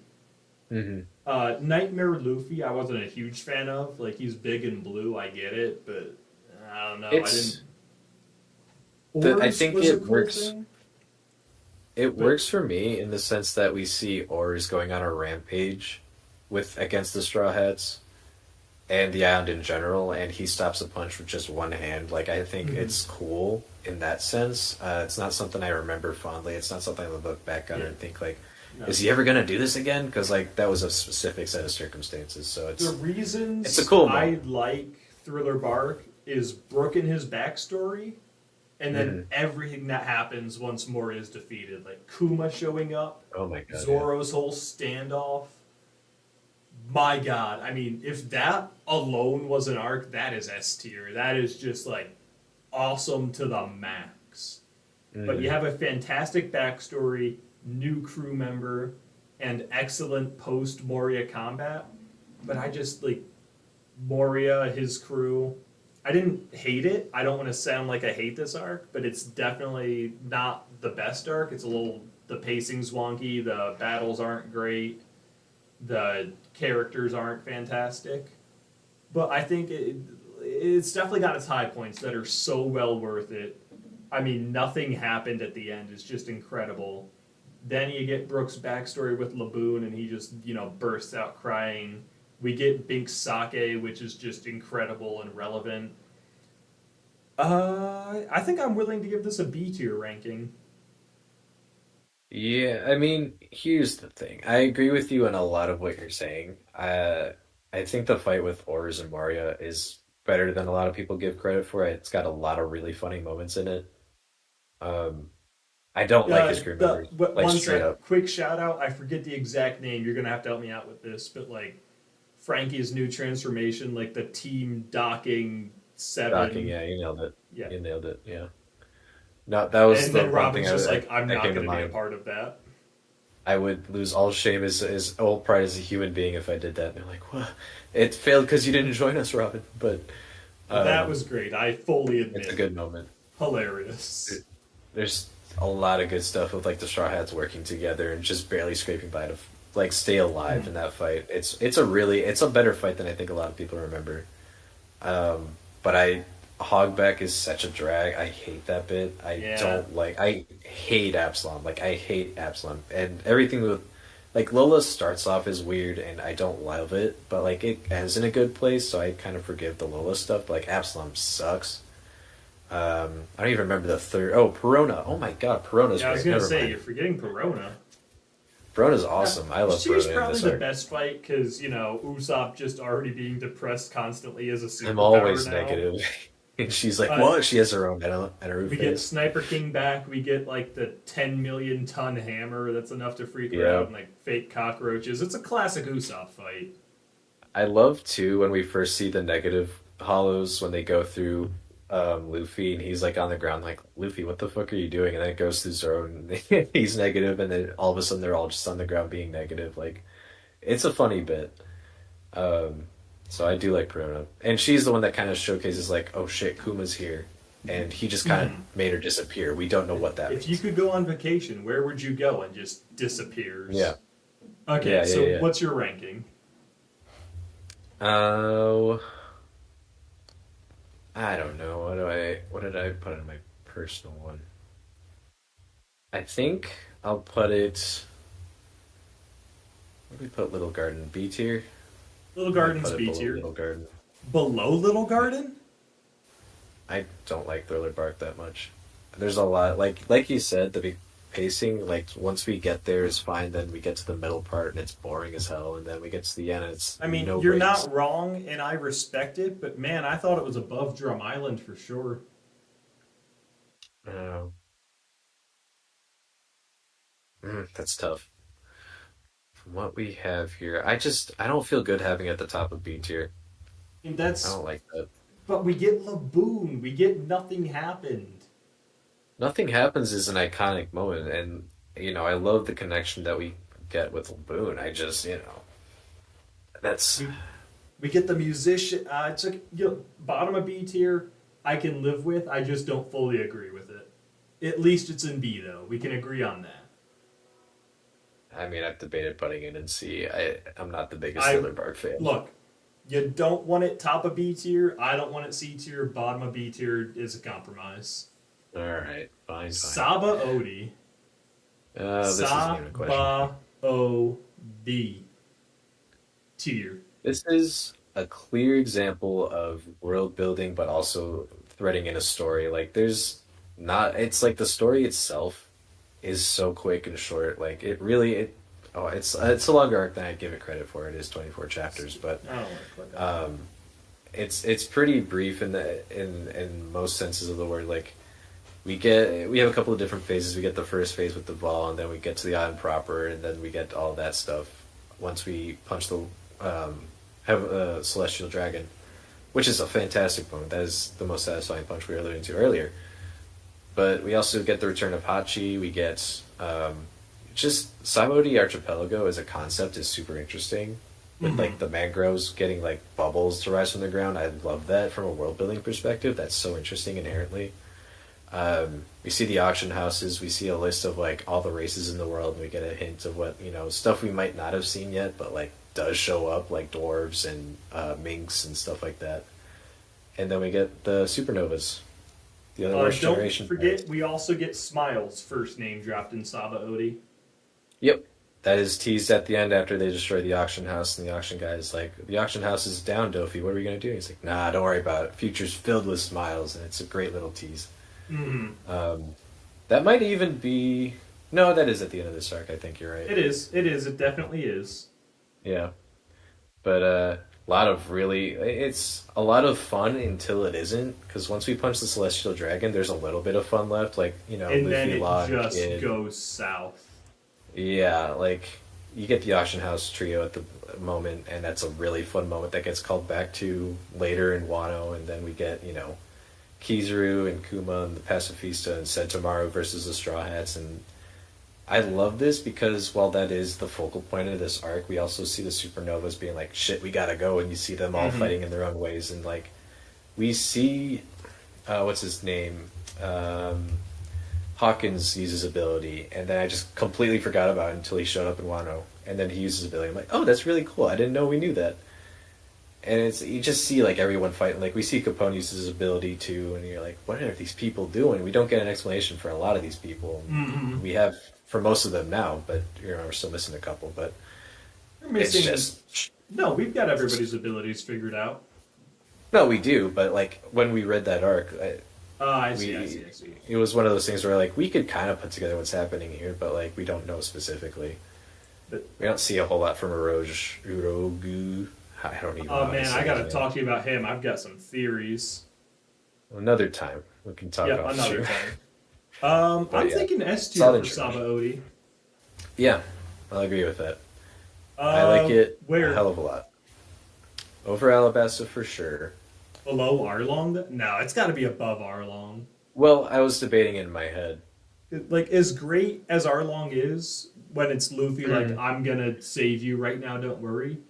This Yeah. is Luffy literally giving the command, run away. We can regroup later and figure this out, but we have lost. Well- Get the fuck out of here. We'll meet up in 3 days. Yeah, that whole thing. It's a really strong moment. That No, like they ends agree to meet up in 3 desperation. days, but once Yeah. Kizaru shows up and Kuma shows up, he's just like, "Get out of here! I don't even know. Just leave. We'll figure it out. Just- Just run." And Yeah, then you when have they're all them each trying obliterated, their own we have attacks. him on the ground, just banging his head into the ground, crying Yeah. because he's broken. No, Yeah, it's a good moment. Top of S tier. Okay. You Amazon twist my Lily. arm, why don't you? Amazon What? Lily. Oh, I this don't one's too fine. much to say about this one. Yeah, like It really is just fine. I introduces love the build Hancock, up. which is fun. Introduces Hockey, shows us Luffy has conquerors that he can't control yet. But really, it's just kind of like an introductory arc to the Paramount War saga. It sets everything up nice. It lets us know we're going to Impel Down, but really, I don't want to undersell Hancock because her backstory is great and character motivations are great. Things that happen here are important. But just coming off the high of Sabaody to an introductory arc feels, I don't know, it just doesn't hit as hard. Let me play as the defendant here, okay? Yeah. So I do like Amazon Lily. I don't think I'll rank it super highly, but I do love the build up to like, oh, Luffy's on an island full of women. Oh, here comes their empress. She's coming back, but she's taking a bath. Everyone has to leave the building. No one has ever seen her back, Because if you see it, you'll get turned to stone, and then Luffy sees it, and he's like, wait, I think I know that mark. Tying it back to eventually what we come to find is the mark that he saw in Hachi's head. And then we get the fight between him and Marigold and Sandersonia, and we get one of my favorite Luffy moments. Oh, two really good Luffy moments. This arc is a really good showcase for Yeah. who Luffy is. I was going to say, because he protects the mark from being seen. Yep. But Yep. then also, when he's given the choice of get a ship or save everyone, he chooses save his friends now because he'll And find I another love- way home. Yeah, and I love that bit specifically because she's doing this as a sinister front, thinking like, surely he'll turn his back on these women who are hurt because of him. But he's like, oh, good, yes, save them. He doesn't even skip a beat. He doesn't even think about it. Yeah. It's such a Real good quick, Luffy we moment. forgot to mention Duval while talking about Sabaody, and he's just beautiful. Oh, We don't need to go back and mention him. I just wanted to throw his name out. And you're frozen now.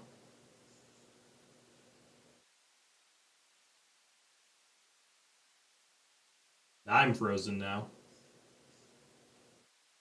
The heck?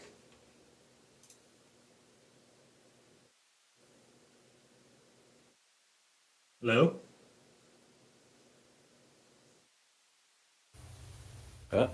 Hey, you back? What happened there? Am I back? I hear you. That's Did I? okay. Did you not hear me? Yeah, no, I said Okay, now we're Duval and back. then we froze. Okay, that was weird. Okay, Just we're froze back. up for a minute. Yeah, we don't Cool. need to go back and go into depth on him. I just want a quick shout out. He's great comic Yep. relief. Agreed. But Oh, back on I guess Amazon his Lily, mask. Yeah, we'll talk about Duval later. Actually, never mind. Go on. you're right. Amazon A Lily's lot great. of great Luffy moments, or I'd say a lot of good Luffy moments. I'd say nothing great. Oh, I A lot of disagree. comedic bits when they're like trying to pull the mushroom off of them, and oh, this must be Mm. how the male body works. They think all males are made of rubber, but Yeah. Arc just it doesn't do too much for me. I'm willing to give it B tier, but that's about it. Mhm. Yeah, I'll do B tier. I like it better. I like it better than Little Garden. I'll say it. Okay, that's fine. I can live with that. Impel Down Woo. is my favorite arc. One, you get the prison break in, and that's fun enough with Hancock having to hide Luffy, and like we're explained the prison, and it gets worse as you go down, Dante's Inferno sort of thing, and we get Luffy breaking in. The strength of this arc comes from the side characters. We get to break out Buggy, Yes. get to break out Mr. 3, Mr. 2, Crocodile, Eva. Like, it's so good. This is the arc that solidified Mr. 2 as my favorite character. Hmm. Um, yeah, it's so fun seeing all the former enemies now united as allies, and they can pretend all they want. Some of them are friends. Buggy is Luffy's friend. I don't care. Bon Clay for sure a friend. Eva, beautiful and fabulous in every way imaginable. Hmm. Um, yeah, it's just so much fun to break in. This is the arc where we first meet Jinbei. We Yeah. go up against Magellan, and he's just another hurdle that's insurmountable. Like, Bon runs away. Luffy tries to fight him and realizes, like, if I touch him, I'm going to die, so I've just got to sacrifice both of my arms to land a hit. Yeah, He it's a just strong and one. Luffy does it, loses both of his arms, and then just gets swallowed up in poison anyway. Like, this is just one of those arcs that lets Luffy know he is a kid playing pirates, and the world is about to get way bigger than he can handle. So, Yeah. despite all the odds, we make it down to level 6 just in time to miss Ace, so we have to run back out. On the way back, we're freeing all the prisoners. Buggy becomes a god. And one thing you don't really Yeah. notice on the escape is like, Bon Clay's not with us anymore. And we get up there and we get a boat and the gates are opening and you really start to realize like, where's Bon? And then you realize he's the one who stayed behind to make sure Luffy could go on, and you have that emotional goodbye from Luffy where he's like, please respond, I just anything, what are you doing? We have to go now, the gates are closing, so thank you. And he just like bursts out crying, and Bond gets on the other line, he's like, don't worry, I know you can save Ace, you have lots of friends to help you, never look back. And it's just like the best sacrifice in the entire show. This is my favorite arc. I am going to argue for God tier. Mm. I. You're not gonna like me. I don't think it's God tier. I will. I will settle for S tier, but Okay, like. I think I can live with S because I admit it's not structurally the best. Like, Mhm. it's not is we don't have the crew, we don't have all the heartfeltness of Water 7. But I really love the setting. I love the characters. I can live with S. It's I'll one of put my it right favorite. below Sabaody if that's fine with you. You know what? I might be able to live with that. It's one of those arcs where it's like we don't have the crew, we have a makeshift crew, and Mhm. they're all mostly characters we've met before, and I love that shit in anything really. Yeah, We get Jinbei's introduction, we get all sorts of fun. I don't love all the Impel Down stuff. I love Magellan. I do think Hanya Ball's a lot of fun. I don't think you get enough of Domino or I don't think we need any more of the other Domino. ones. I'm forgetting on the other ones, and that just kind of proves my point. It's like Um, Sanjum. something like that. Side seed. Yeah, no. Saul Death. Saul Death. Saul That's what it Death, is. that's it. We do get a confrontation with Blackbeard here, and I actually really like that. I Since forgot about Luffy's first time Blackbeard, meeting yeah. him, post Jaya, and now he And knows it's like the man responsible for him getting his brother captured. So and you can it's a just tell cool like moment. he wants to fight him here, but there's just Mhm. not time. It's more important to rescue Ace than to get revenge. Yeah, it's a strong moment for Jinbei too, who will Yeah. become a lot more like an advisory role for Luffy moving forward. And I think it's a good moment for Luffy, Jinbei, and Blackbeard. And it's just He it's a great definitely. Blackbeard moment because you get to see like Mhm. all the things he's planned and been pulling strings on finally coming together. Yep. And I love that you can see it coming together, and yet you still don't know where his end goal is yet. You're just like he's up to something, but we don't even have You time to don't think about what know that is. We're what. busy. Yeah, I can, So yeah, every time I read Impel Down, I'm struck by how much fun it is watching Blackbeard's plot unravel. It's so cool. that right in below Yeah. Saba Odie. Yeah, looks good to me. I'm Yeah. happy. I'm happy it made it that high. And another, if we had more time, I'd argue below Arlong, but I'm honestly, I don't. It's not a big deal. I will They're both compromise. fantastic. Yeah. Okay. Okay, Marineford. It's okay. Now, my favorite fact about Marineford is, but it's not super long, like 30 something chapters, right? Let me check. It's really, yeah, Yeah. 31 chapters. Yeah, so it's not super long. Mandy and I were watching it. Maybe this was even Impel Down. It was definitely something in the Paramount War saga. Hmm. It had to be Marineford. Anywho, she's just like, well, I'm kind of tired of being here since she's not in it for the battles and it's all one big battle. And she, Yeah. favorite line, it's so obvious he's gonna save Ace. Yeah. I'm just sitting there, like, Oof. oh yeah, so obvious. Very obvious. Yeah. And I Yeah. was like, even when I was watching it, I was like, it's obvious he's gonna save him. His brother's not gonna die. It's One Piece. Mhm. Nobody dies. Pell didn't die. Right. And then And it someone just you got an all-star cast. You have all the warlords. You've got the Whitebeard pirates. You've got Oars Jr. You've got Marco. You got Jozu. You got Izo. You've got the three Mhm. admirals. Garp is a big thing. Ace is there. Sengoku. Like it is an all-star cast. Everybody from Impel Down trickles over, Yep. and it's just an all-out brawl of the biggest and best names in the show so far. Yeah. And to his credit, Luffy pulls it off and against all odds rescues Ace and they're on their way out. And it's not till what Sakazuki starts like poking at him that Ace turns around and dies. Like Yeah. to his credit, And Luffy did the impossible and it still wasn't enough. yeah, and that's something I love about this arc is that it is a culmination of everything that we built up to this point, and it's a really good halfway point. And we have like some of the strongest fighters in the entire like world of One Piece here, Mm-hmm. and yet Luffy is still able to keep up with everything. Like he stands toe to toe with Whitebeard, and they have a whole conversation like they're good friends. And they're like, he's just casually talking to Whitebeard. What is happening here?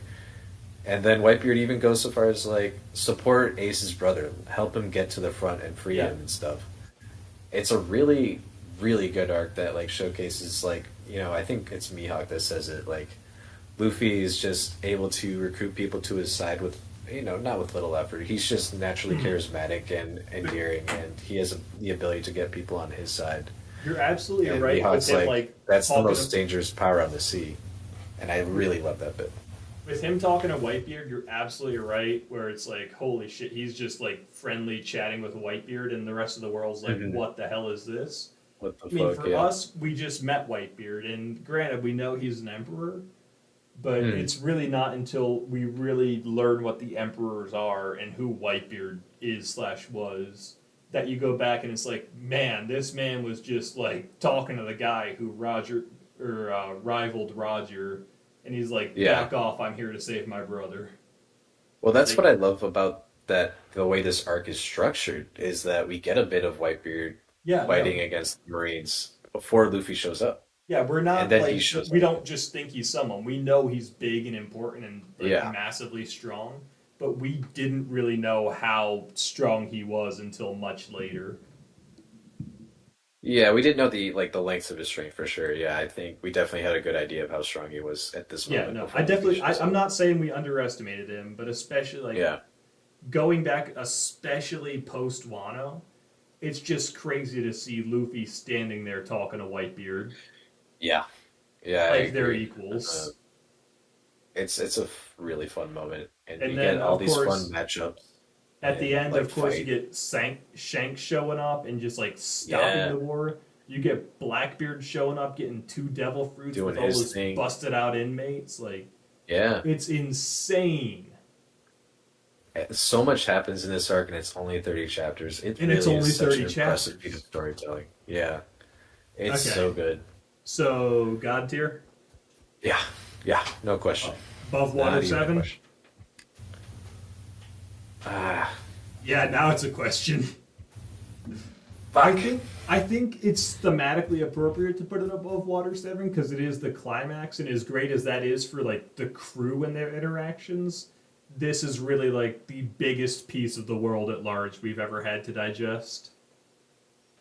Yeah, I love Water 7 for It's what the so good. pace is about its Listen, characters I love through. Impel Down for the same reasons. That doesn't mean it's You, factually better than Marineford.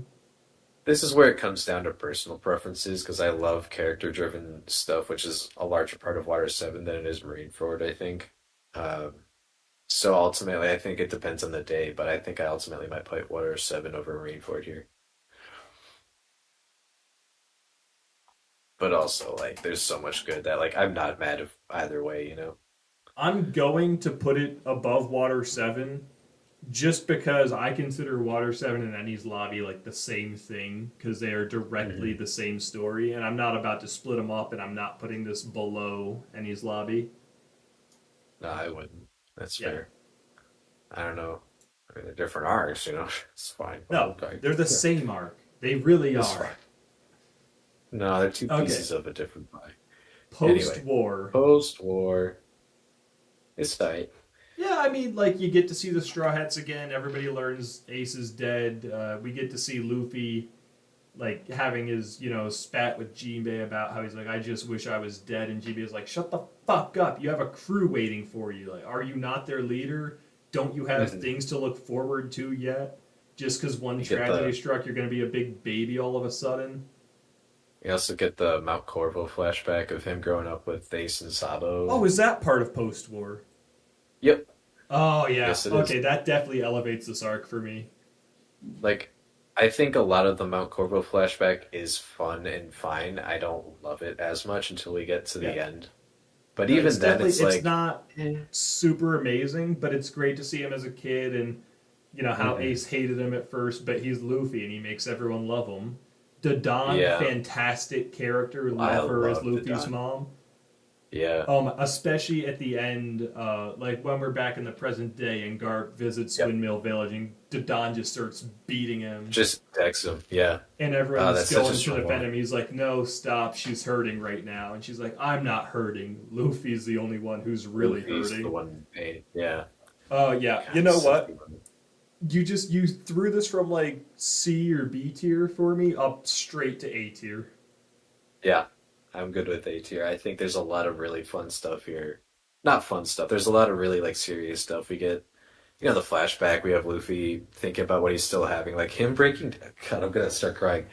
When he's like, I still have my crew, and you just see like panels, like a full spread of him thinking about his crew. Like it's such a beautiful moment. It really is. Um, So I put it it breaks me top of every A time. tier. Do you have any objection to that?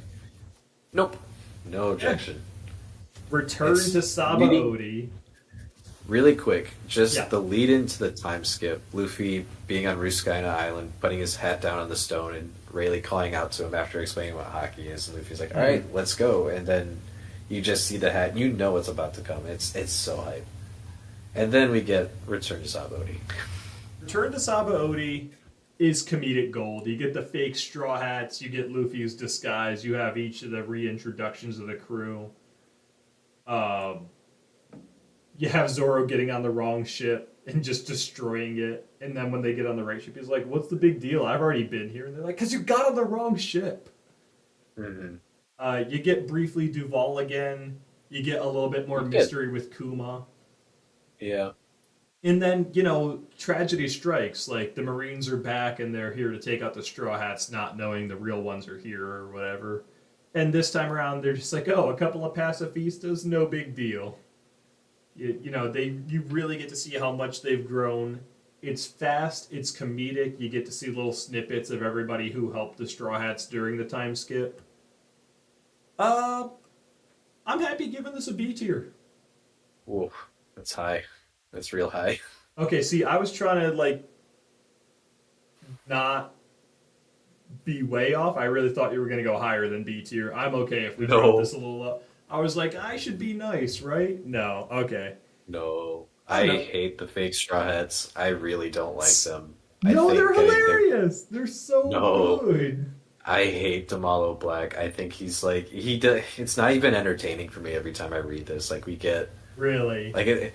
There's no. It's never entertaining for me. It's such a I drag getting through this. I think the stuff around it with like their allies coming to help them escape is always a fun time. I see that was the weaker part for me. What I loved was Damalo Black and the fake Straw Hats, and like no. Chopper being a fox, and okay, Like so yeah. If we there's want some to fun drop this moments to with C Chopper in tier, them, but I'm fine if we ugh, want to drop this to C tier. Or are you thinking D man. tier? Yeah, I'm thinking D tier. I really don't like this arc. That's okay. I'm not wholeheartedly attached as long as it goes above Long Ring Longland. No, it's not better than that. No, no way. What? I'm much more entertained with Long Ring Longland. Can't believe you feel this negatively about Return to Sabaody. I really don't like Return I to mean, Sabaody. I've never heard anyone brag about how much they love it or how it's a great arc, but man, I've never heard anyone hate Return to Sabaody. It Look, is 5 chapters. We could have cut like 3 of those. if I'm you just really saying. hate it that much, I'm gonna nominate it for F tier. Finally, get something down there.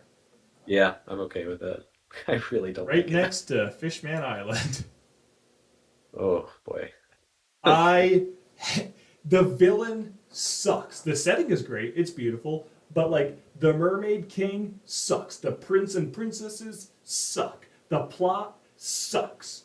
I guarantee we're going to come back and it's all going to be relevant because Luffy has to destroy Fishman Island probably by destroying the Red Line. But I hated Fishman Island. Like at no point did I Here's feel threatened by the villains, and I don't feel like it's the same thing with Wapple, where it's like we know we could beat them. But if no, it is. Fishman on energy steroids underwater lost to Zoro in a single strike, Right. and then at that point I'm just like, why are we even here? Like, just finish him. We have the main guy here losing a fight, just finish him. But we don't. We fight 100,000 fishmen, knock half of them out immediately. Every other Straw Hat takes on 10,000 or something, and it's fine. And then we just have Horty Jones taking more and more fish steroids, and then losing. The only redeeming factor of this arc is the introduction of the Big Mom Pirates and the Ozahime flashback, or Fisher Tiger flashback. Are they part of the same flashback? I think they technically are, but they're very Yeah. like you can tell once we Yeah. slipped into the Otohime part. Whatever it is, the flashback was great. The introduction of the Big Mom Pirates was good.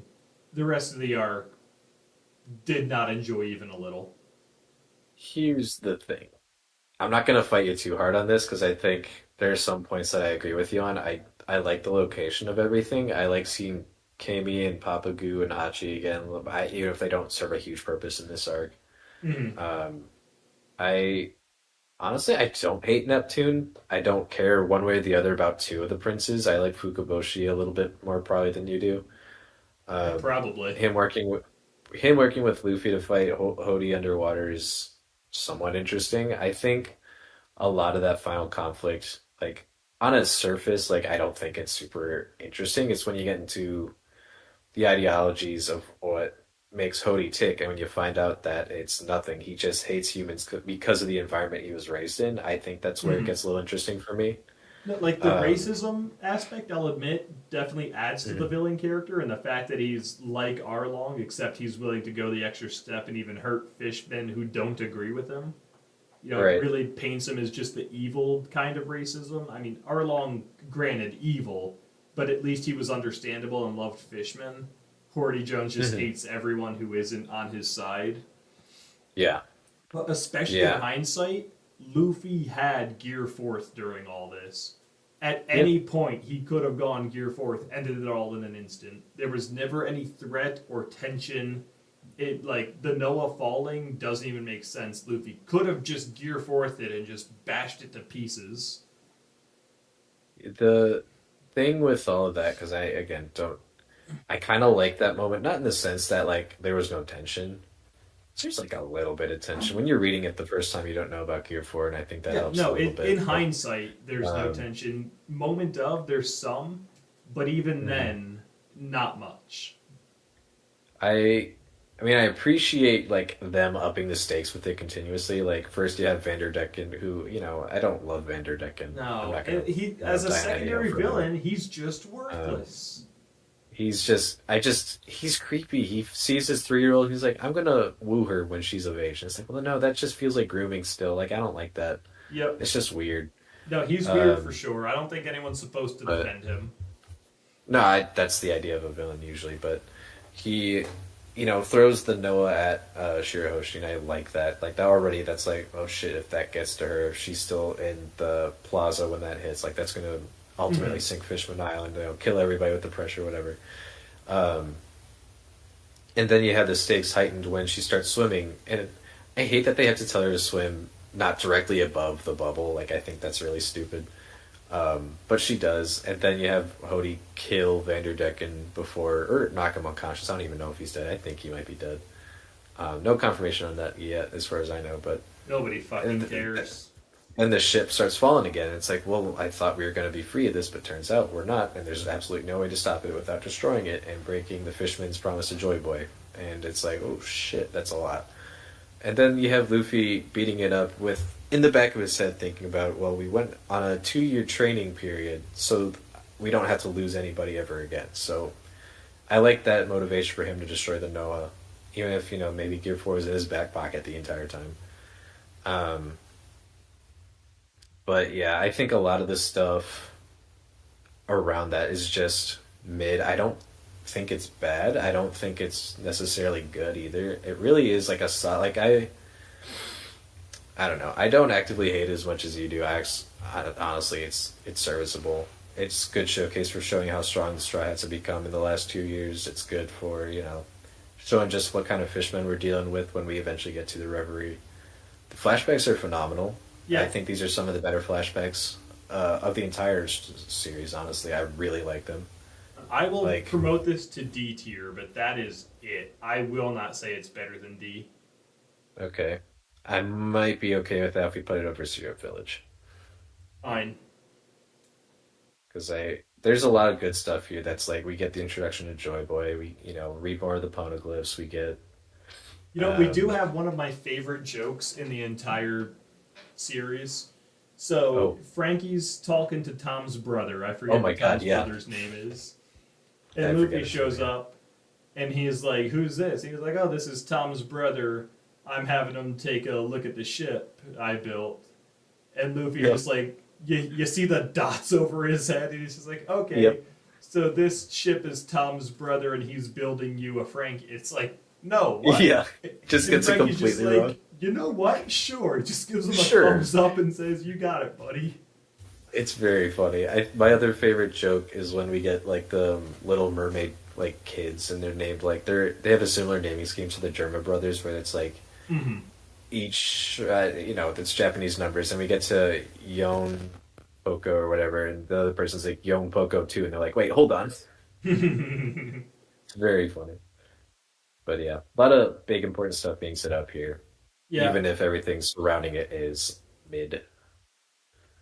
Speaking of mid, Punk Hazard had potential.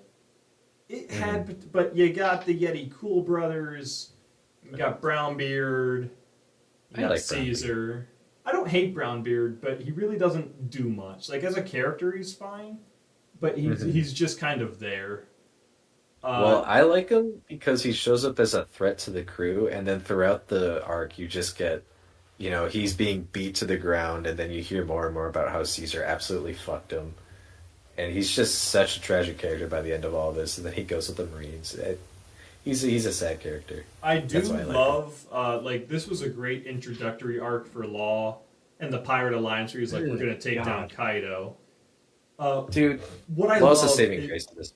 when the alliance forms and he goes to meet the Straw Hats. Like, do you realize what you just did? And he's like, yeah, I formed a pirate alliance. He's like, no, no, no. Do you understand? Like, what's an alliance to you? He's like, we're gonna work together to achieve a common goal, and then we'll go our separate ways. And they're like, no. To Luffy, an alliance means you guys are friends now. Yes. It's like Luffy's They're- just all about Law. Even Robin's like, Luffy, he's just going to try to betray you, right? Luffy's like, no, he's not. And they're like, yeah, he is. And he looks at Law, he's like, you're not going to betray us, right? And he's like, right. And he looks back at him, he's smiling like he's proud of himself. It's very funny. The best part is just over the years seeing Law like on the crew become one of the Straw Hats. And they're like, let's There's a have sandwiches really for good lunch, moment. and I don't want crust on my sandwich. And you can just see he's like, oh god, I'm becoming one of them. There's a really good moment in Zoe where he does something just like the rest of the crew, and we'll get to it. But Is that yeah. with the ninjas? Law's- yeah, maybe. Yeah. Yeah, Law But, saving grace, but even so, not a great Smoker's got villain, some- not a great arc. Especially He at was- the God, when the fucking Oh, yeah. when the Marines are carrying Tashigi away from the poison gas cloud and they throw her through the doors, they all stop to strike a pose like, go on without us. But you could have easily just kept running and made it through the door, but you decided to not instead. Oh, that's played better in the manga for sure. But even so, as soon as the arc is over, it turns out there's a cure and you can make everybody not Right. stone anymore. And it's like, so what the fuck did we just do? Yeah, that really takes the wind out of the sails for me once, on reread. It's like, there's no threat here. Like, nobody died besides Fodder, but we can save them all anyway. Oh, and Monet. Monet died. That was a really cool moment. Yeah, she did get Monet'd pretty hard. I love how, like, Tashigi's having the whole fight. She's like, don't step in, Zoro. And Zoro's like, fine. And then he finally steps in and literally just cuts her in half. I love the quote he throws out, too. He's like, did you think a cornered animal wouldn't bite or something like that? Yeah. It's really badass. So I need to clarify, not just like cuts her in half, like cuts her vertically in two living Vertically. halves, 2 pieces, yeah. but cannot reform herself. Like that's how strong Zoro got. Where he Yeah. was never threatened by That's Monet, and badass. here Tashigi is like struggling to live. Mm-hmm. Yeah. Yeah.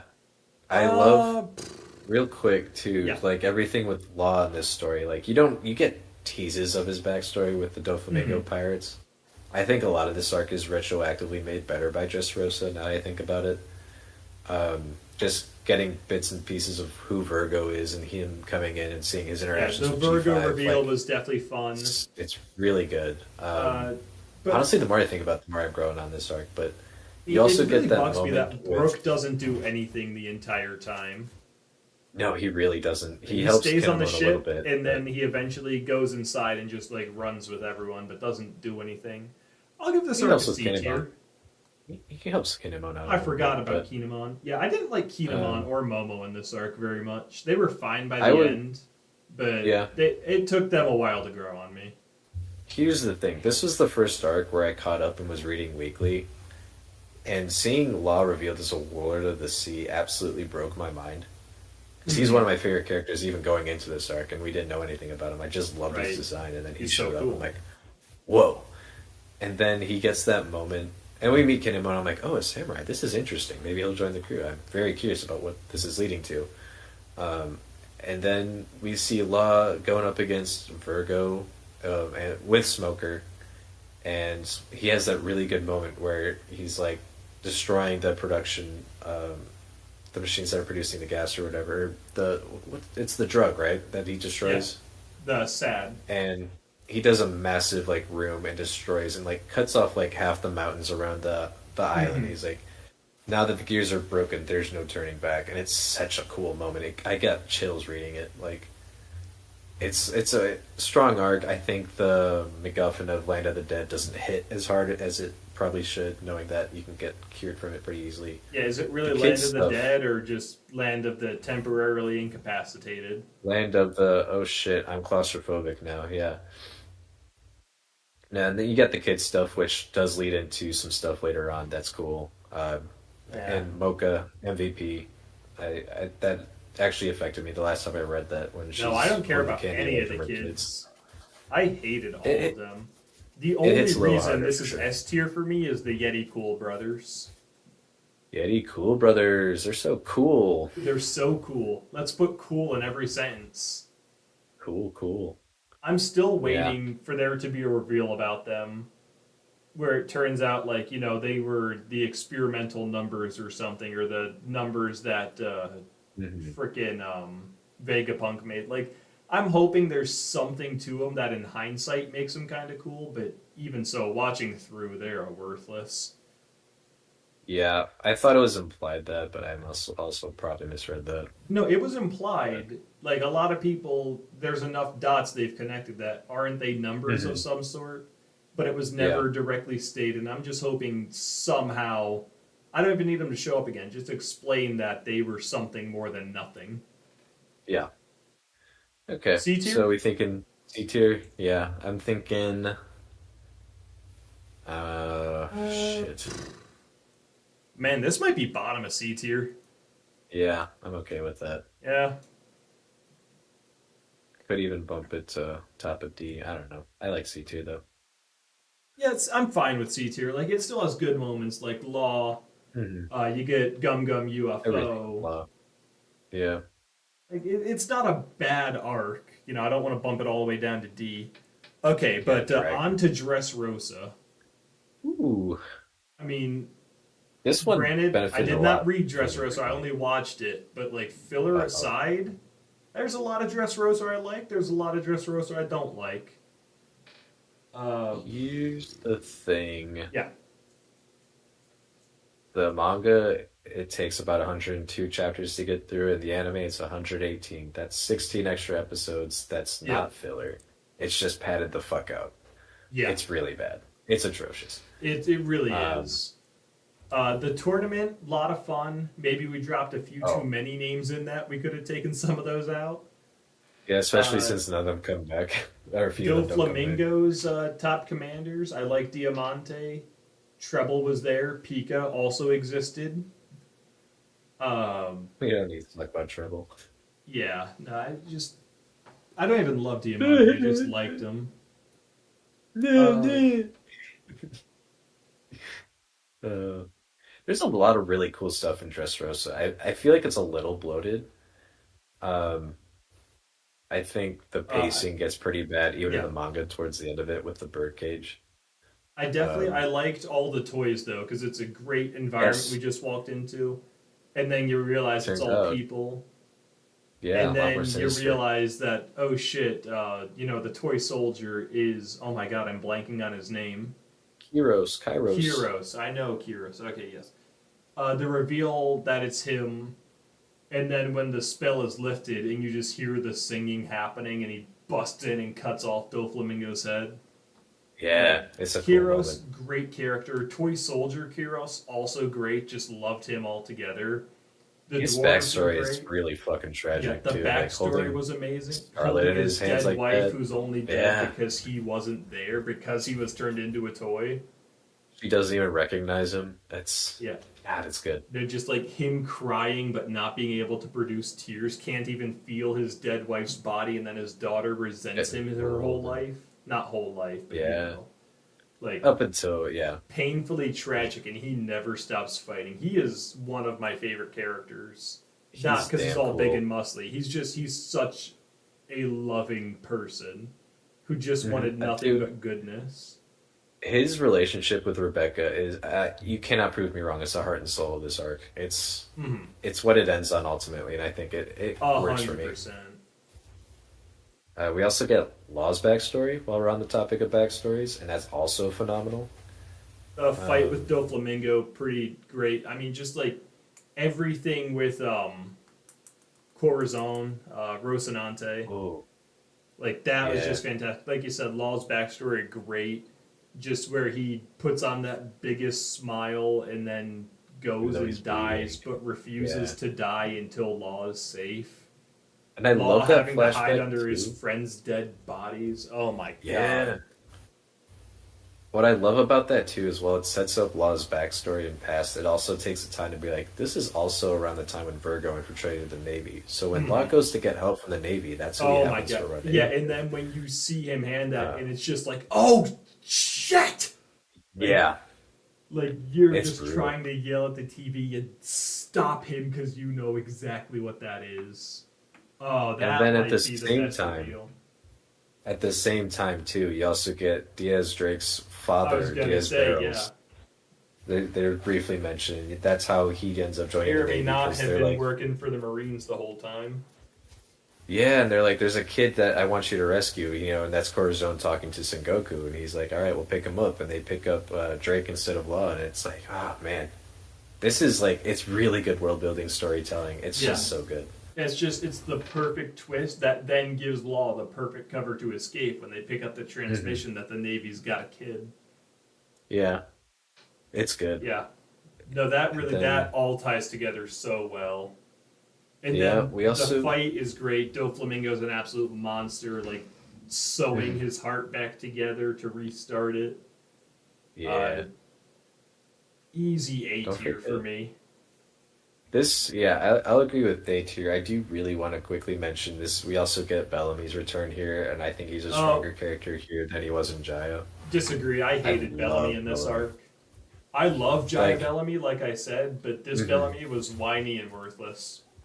Here's the thing. I also didn't like him when I first read this weekly, but like rereading it like recently, like he is such a compelling character, and I feel so Yeah. bad for him like every time. He It's good. sees Luffy. When he first showed up, I was like, oh shit, Bellamy is like, hey, I don't hate you anymore. The Sky Island's Hmm. real. I learned some stuff. And then Doflamingo's like, kill him. He's like, oh, I can't kill him. I can't kill him. And just the entire arc is a big crybaby who's being used. And even when he finds out it's being used, he won't stop being used because he doesn't believe it. So he has to go check with Doflamingo. It's like, you think the No, fucking puppet it's more master than might have that. been pulling No, no, some no, no. strings? It's more than that. It's him realizing the man he looked up to isn't what he thought he was and is only using him. Yet he doesn't. He is sticking with it because that would hurt his pride to just leave him. It's a little complex, but Yeah. it makes him paint him out to be like a tragic character, and I really like I it. didn't take it as tragic. I took it as stupid. I was just like, your pride would be hurt if you stood up for yourself, if you admitted you made a Yeah. mistake and tried something else. Yeah, he's like, I gotta Yeah. see this through the end, and when Luffy punches him, it's like it's sad, but it's also like, well, he's freedom, and that's why he's unofficially part of the Grand Fleet, which also gets introduced here. So shout out to that. Okay. Solid A tier Hmm. player. Put it above Skypiea. It's Is what I'm not above thinking. Baratier. Ah, God, now that you say that, I wasn't thinking it. It honestly, You know what? Yeah, I I'll think it agree might with be that. top of A tier. Annie's lobby. Wow. Ooh, yeah, Like okay. Yeah, let's do it. Fuck it. like We it's ball. don't get me wrong, a lot of good things happen, but I Mhm. mean, Dressrosa was a freaking mega arc. Yeah. On to Okay. Zoe. I've got nothing against Zoe. It's a fun I adventure. like so. We're on the back of an elephant. We're just there to kind of learn that we're going to Whole Cake and then Wano. We get the road poneglyphs explained. We get Raizo's reveal. We get Mhm. Nekamamushi Inuroyashi. It's really not bad. Just not a lot of big fun. We get Odin's name drop. We get the Yeah. reveal that the That was samurai are sweet. allies with the minks. Yeah. We get our first taste of Kaido's crew, but all in all, it was more just a place we were and some things happened. Here's what I like about it. Because I really like this arc. I don't know if I like it as a lot of other people do, but it like right from the get go, you get to the island. You know, you're climbing it. You get Ryunosuke, which works for me. Doesn't work for everybody. Um, it's a funny joke. Robin's like, "Oh, he's so cute," but um, you run into Nami, and oh no, actually, you run into Wanda first, and she's wearing Nami's outfit. And you're like, "What the fuck is happening?" And there's just a whole story that's taking place on the back of this outfit that we just don't know anything about. And it's Oda playing with the story structure a lot. It's really interesting to read it, going through it. The like Straw Hat flashback on Zoe was great. Like where Beige shows up and betrays Peckham's, and then just like the whole sitting down and having the meeting and the invitation. Like that was all great. Honestly, that I forgot actually happens in Zoe. And is definitely the highlight of Zoe. It definitely starts too, even before they get there, when they see Sanji's poster and it just says "Wanted Alive." Like, you have all these questions going into it, and then you run into Nami, you run into Chopper, and you go to see Inuarashi first, and you're interlacing flashbacks of Jack attacking Zoe. You're building up Jack. He's the first guy we've seen with the billion berry bounty. And he's wrecking shit. Like, none of the Minks stand a chance against him. They start using Caesar's gas on him, so now we have another reason to hate Caesar, and Caesar's kind of like, oh shit, my weapon did this, kind of a thing. And Caesar for Nakama. You're just slowly piecing everything together as to what happened here, and I think it's really interesting. And after hearing everything about what the Beast Pirates did to the Minks, everyone... It feels a little forced because the people that are like, don't mention the samurai or the Straw Hats themselves are not like actively. No one said, hey, don't mention the samurai around these guys because they're pretty upset right now. Like, it's just the Straw Hats kind of imposing that on themselves. But the second they do, you have Inuarashi and Nekomamushi just look at each other and it's like, oh, Raizu? And then they all just like smile. I don't even remember if they bow. Oh my god! You just get a double page spread. They're like, Raizo is safe. Yeah, oh it's a God, really good moment. That was a good moment, I fully admit, where it's like, oh shit, wait, what, he was here? Yeah, it's Not a really strong moment. But you have been protecting him? You died for him? Yeah. And that's when you start unraveling the connections with the Kozuki and the Minks, and everything kind of spirals from there as for the rest of the arc. The reveal that Momonosuke is actually the rightful shogun. Yeah, that was a big reveal too. Like, yeah, there's a lot of really good stuff here that it serves ultimately as a stepping stone to Wano, but also to Whole Cake. It's a solid arc. I really like it. I'm thinking A tier. I'll give it A tier. Let's see. I'll put it in right above Baratie. I like it more than Post Tenny's Lobby. Okay. I'll slot it in there. I got no objection. I really like so. It's grown on me a lot. It's got its moments for sure. Whole Cake Island. All right.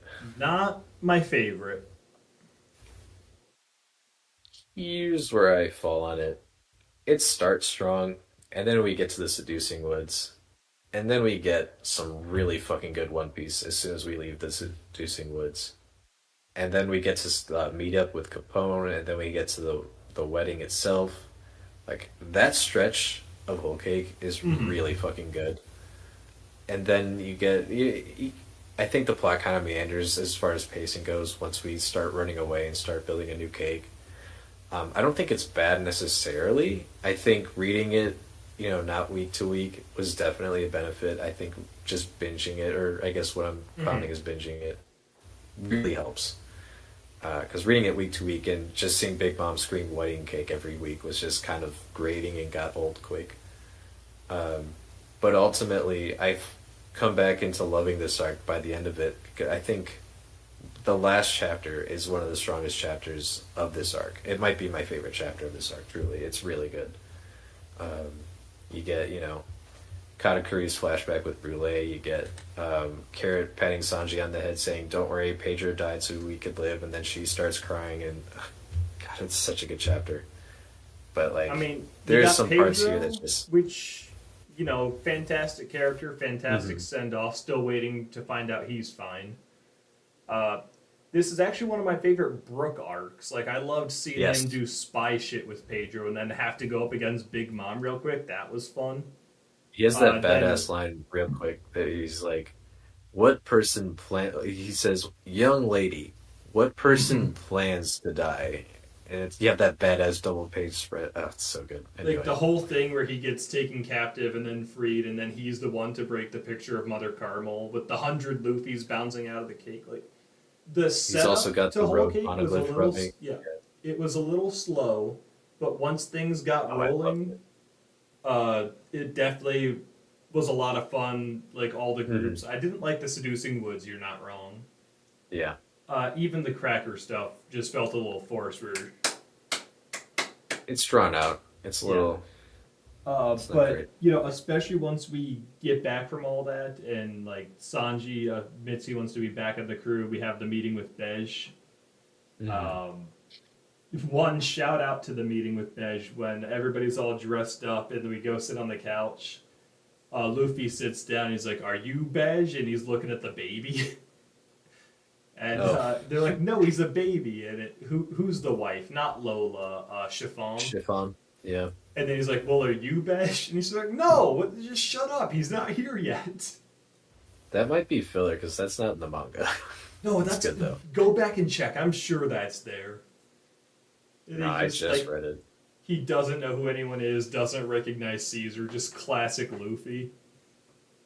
But yeah, that was all hilarious. And then the wedding happens and the 100 Luffy's burst out. It's all chaos. Dude, everything with the wedding's awesome. Yeah, honestly, from there on, it's a little slow running away, baking another cake, having Big Mom chase them, having fucking like what's his name, Gelato. He gets his soul stolen, and all it takes is a band-aid to fix that. What? Wait, no, Moscato's dead. No, Moscato has a band-aid on his head.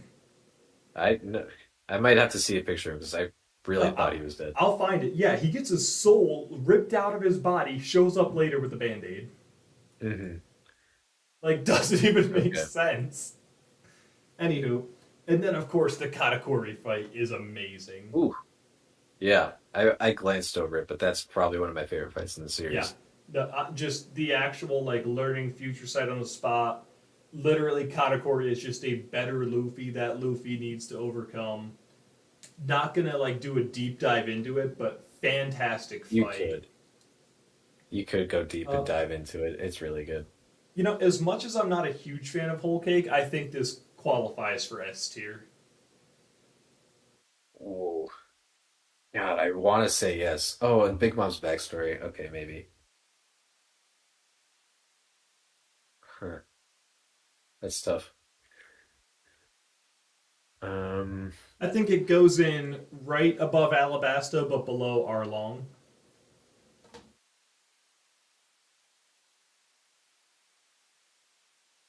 Below Arling, you say? Below Arlong. No, I like Alabasta better. You want it below Alabasta?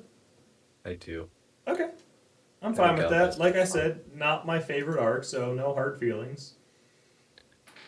On to the Reverie, which That can was only better. be described as the world's fastest clusterfuck.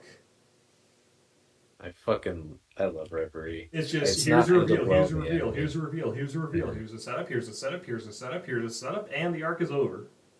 Yeah, Like it's just nothing but information dumps and speculation. it's Easy good. A Yeah. tier. Like I don't even know what to cover. Just the reverie is occurring, and Cobra wants an audience with Eam, and the revolutionaries have infiltrated, and Bonnie is there to rescue Kuma, maybe, and like the warlords are like it's just insanity. Yeah. Is this Real also quick, too. yeah? He only asks Vito if he's beige. He doesn't say that to Chiffon or Pez. Okay, So there. they definitely That they was add great. the Pez and Chiffon because that was one of my funny. Like I loved that so much. Just are you beige? No, he's a baby. It is funny though. Yeah. No, Reverie. What were you about to ask about Reverie? I think I was gonna recommend A tier. Mm, that seems like a solid place. Honestly, reading this week to week was really fun. I imagine. Uh, I think just I like everything.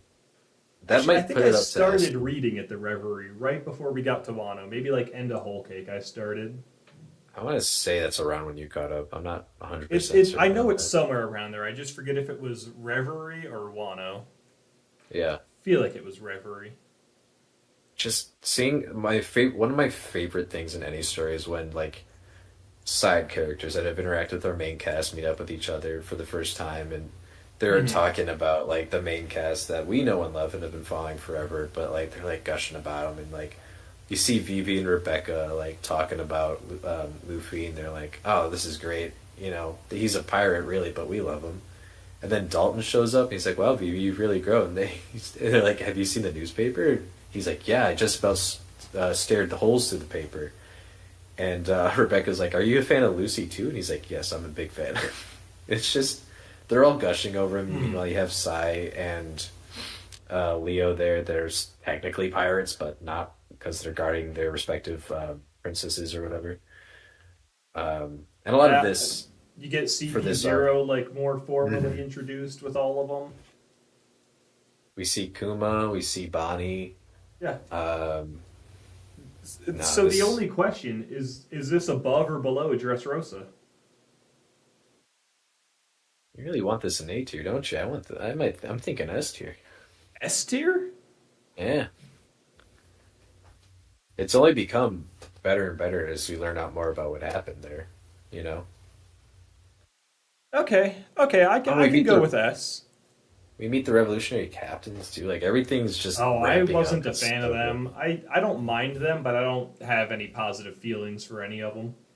Gosh, and every interaction Garp has with Shirahoshi is just wholesome. Like I love that. I will put it fine. Is it above or below Arlong? Hello, Arlong. Okay. Or yeah, Yep. Too late. I'm You good said with it. that. Locking I'm that good with in. that. Clocking that in. That's Okay. fine. Time for Wano.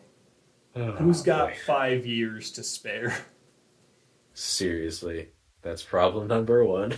Oh, my biggest issue with Wano is that it wasn't 5 acts. Like I would have stayed for acts 4 and 5 if Oda would have done it. Like another 2, 3, 4 years. Fine. Mhm. I was so invested in Wano. Right now, telling you I want this in God tier. Really? Yeah, no, Oh, as at that point, yeah. right? Okay. No, I like what we got, like the raid, the whole Act Two thing, just the introduction. Sure, Acts One and Two, a little slow, but I don't even want to say slow, just long. You know, it was a long setup, but things were happening, pieces were being moved, but just Yeah. nothing was being knocked down yet. Just for years and years, it was build up and build up and build up and build up and world building, world building, world building. The intermissions between the acts where we got to cut back to the outside world just to be baited with these crazy things are happening and you don't get to know about it. Um, Hmm. my God, I loved Wano. Especially when the adaptation obviously still coming out, but Gear Fifth just beautiful. The Yeah. raid awesome altogether. Seeing the supernovas go up against the emperors. This, yeah, if this isn't God tier, I riot. Ooh, you might be rioting. Uh, here's the thing. Here's the thing. There's a lot of really good stuff in here that I don't think goes anywhere. I think there's a lot of build up for stuff that we think we might see, and then we just don't see it. Um, there's a good amount of bloat to this, and it also feels like there's stuff that's missing from this. Um, like it feels a lot like Oda was trying to tell a story, but just didn't have the time, and you kind of feel that. Um, there's also parts of the story that I just don't vibe with, like during the raid specifically with Raizo's duel with Fukuro Kuju. That's just them standing in fire and staring at each other. Like Okay, I don't. I'll That's not boring. pretend that part was super cool. And that's just one piece of like a one piece. That's just Uh, a small joint in a larger machine. I think there's a lot of really good stuff that happens at the raid. I think the Ice Oni virus was kind of boring. Um, Okay, I don't fine. You've know. talked me down to S tier, but I want high S tier. That's not going to be S tier for me either, dog. I'm sorry. I don't like it that much. I think there's a lot of really interesting stuff, and if they'd been able to land it, I'd be like, yeah, sure, put it there. But I No, don't think they landed it fully. if this isn't S tier, Whole Cake's getting bumped because this was better than Whole Cake. I like whole cake better. No, that's inaccurate. I really don't think this is S tier Like, though. I think Odin's flashback. I think everything we got in between the different acts was phenomenal. Conjuro's betrayal is, especially reading Weekly, knowing who Conjuro is for like years, and all of a sudden he pulls that out. You're like, oh shit. Um, Momo, as much as he whines a lot when he has to lift the island up, I think that got a little grating, but I ultimately do come down on the positive side of liking Momo. Kaido and Orochi are both bastards, and I hate them, but I also kind of like Kaido a lot. oh, Kaido's one of my favorite villains.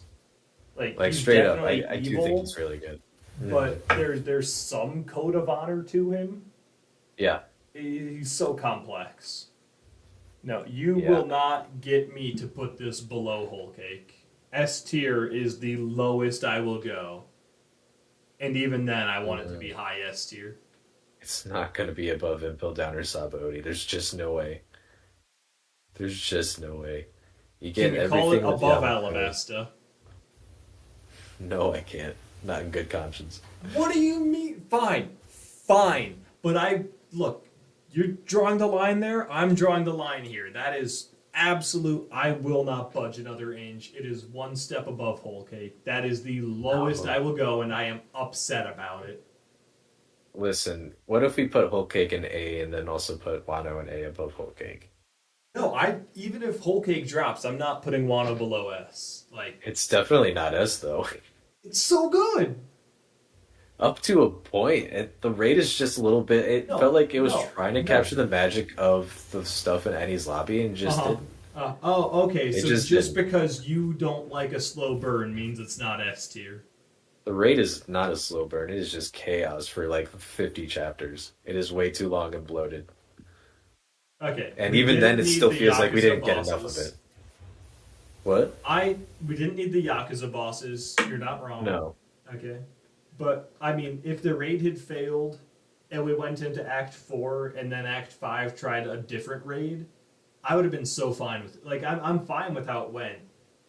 But you're right, I could have dealt with more of this. They tried to squeeze too much into what time he was allotted. And I don't know, it still landed for me. I think if we had gotten all 5, this would be God tier, no question. But just Yeah. like, week to week, I enjoyed this so much. The Odin backstory was incredible. The just setting was incredible.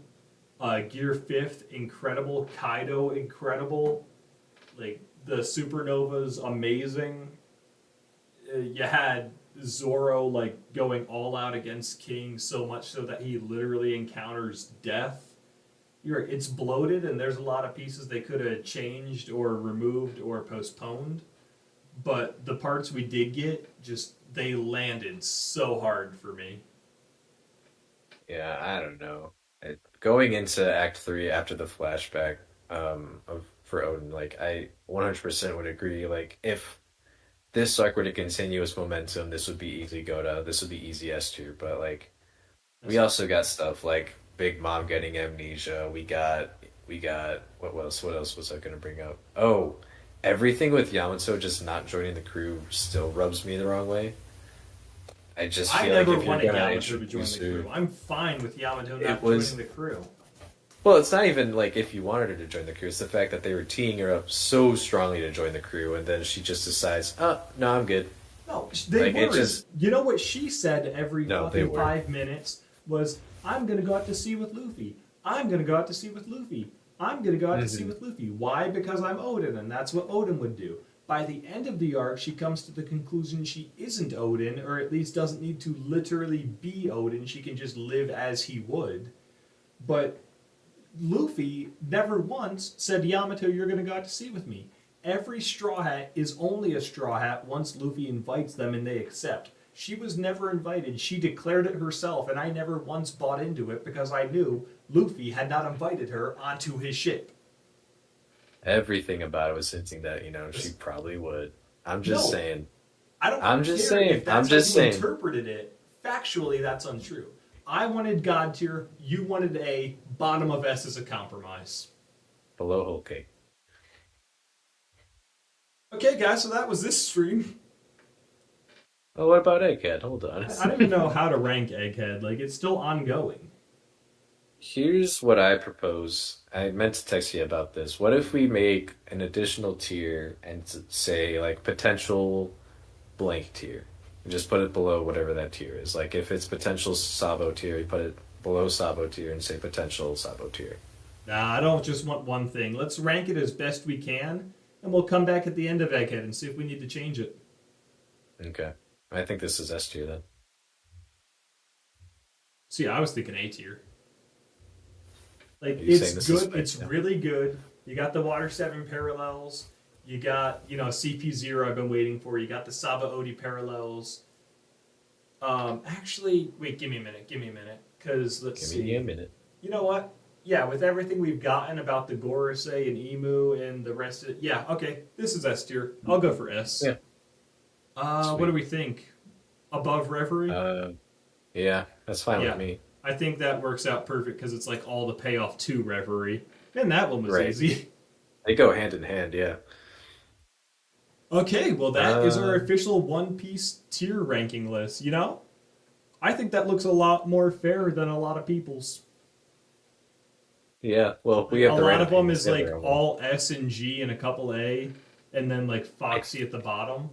But I think this is balanced, and we took into account more than just like initial feelings and fights. My thing is, I think we might have a little bit too many in S tier, but at the same time, I don't know what we'd move down, and I feel like Yeah, we no, I might mean be able those to are fit all one S more tier. There Foxy. just happens to be a lot of S tier. Yeah. Yeah, I mean, this isn't how my list would have played out, but at the same time, I don't hate this list. No, I honestly make your list and I'll make mine. We'll put them on Twitter with this one. Okay. Yeah. But yeah, no, that was our One Sweet. Piece ranking video. I guess I can freaking turn this off now. It's just a white square. But hope you guys enjoyed that. We definitely enjoyed making it for you. If you are enjoying the content, please feel free to give us a like, a follow, subscribe, comment down below your thoughts. Let us know how high you would have put Wano on the list. If it starts with anything less than a G, don't bother commenting. And we'll be back tomorrow with a game of some sort. Yeah. Who knows? I mean, we've been thrown off these past few weeks, so we're really just trying to figure this out. But we'll catch you guys then. Yeah. So until then,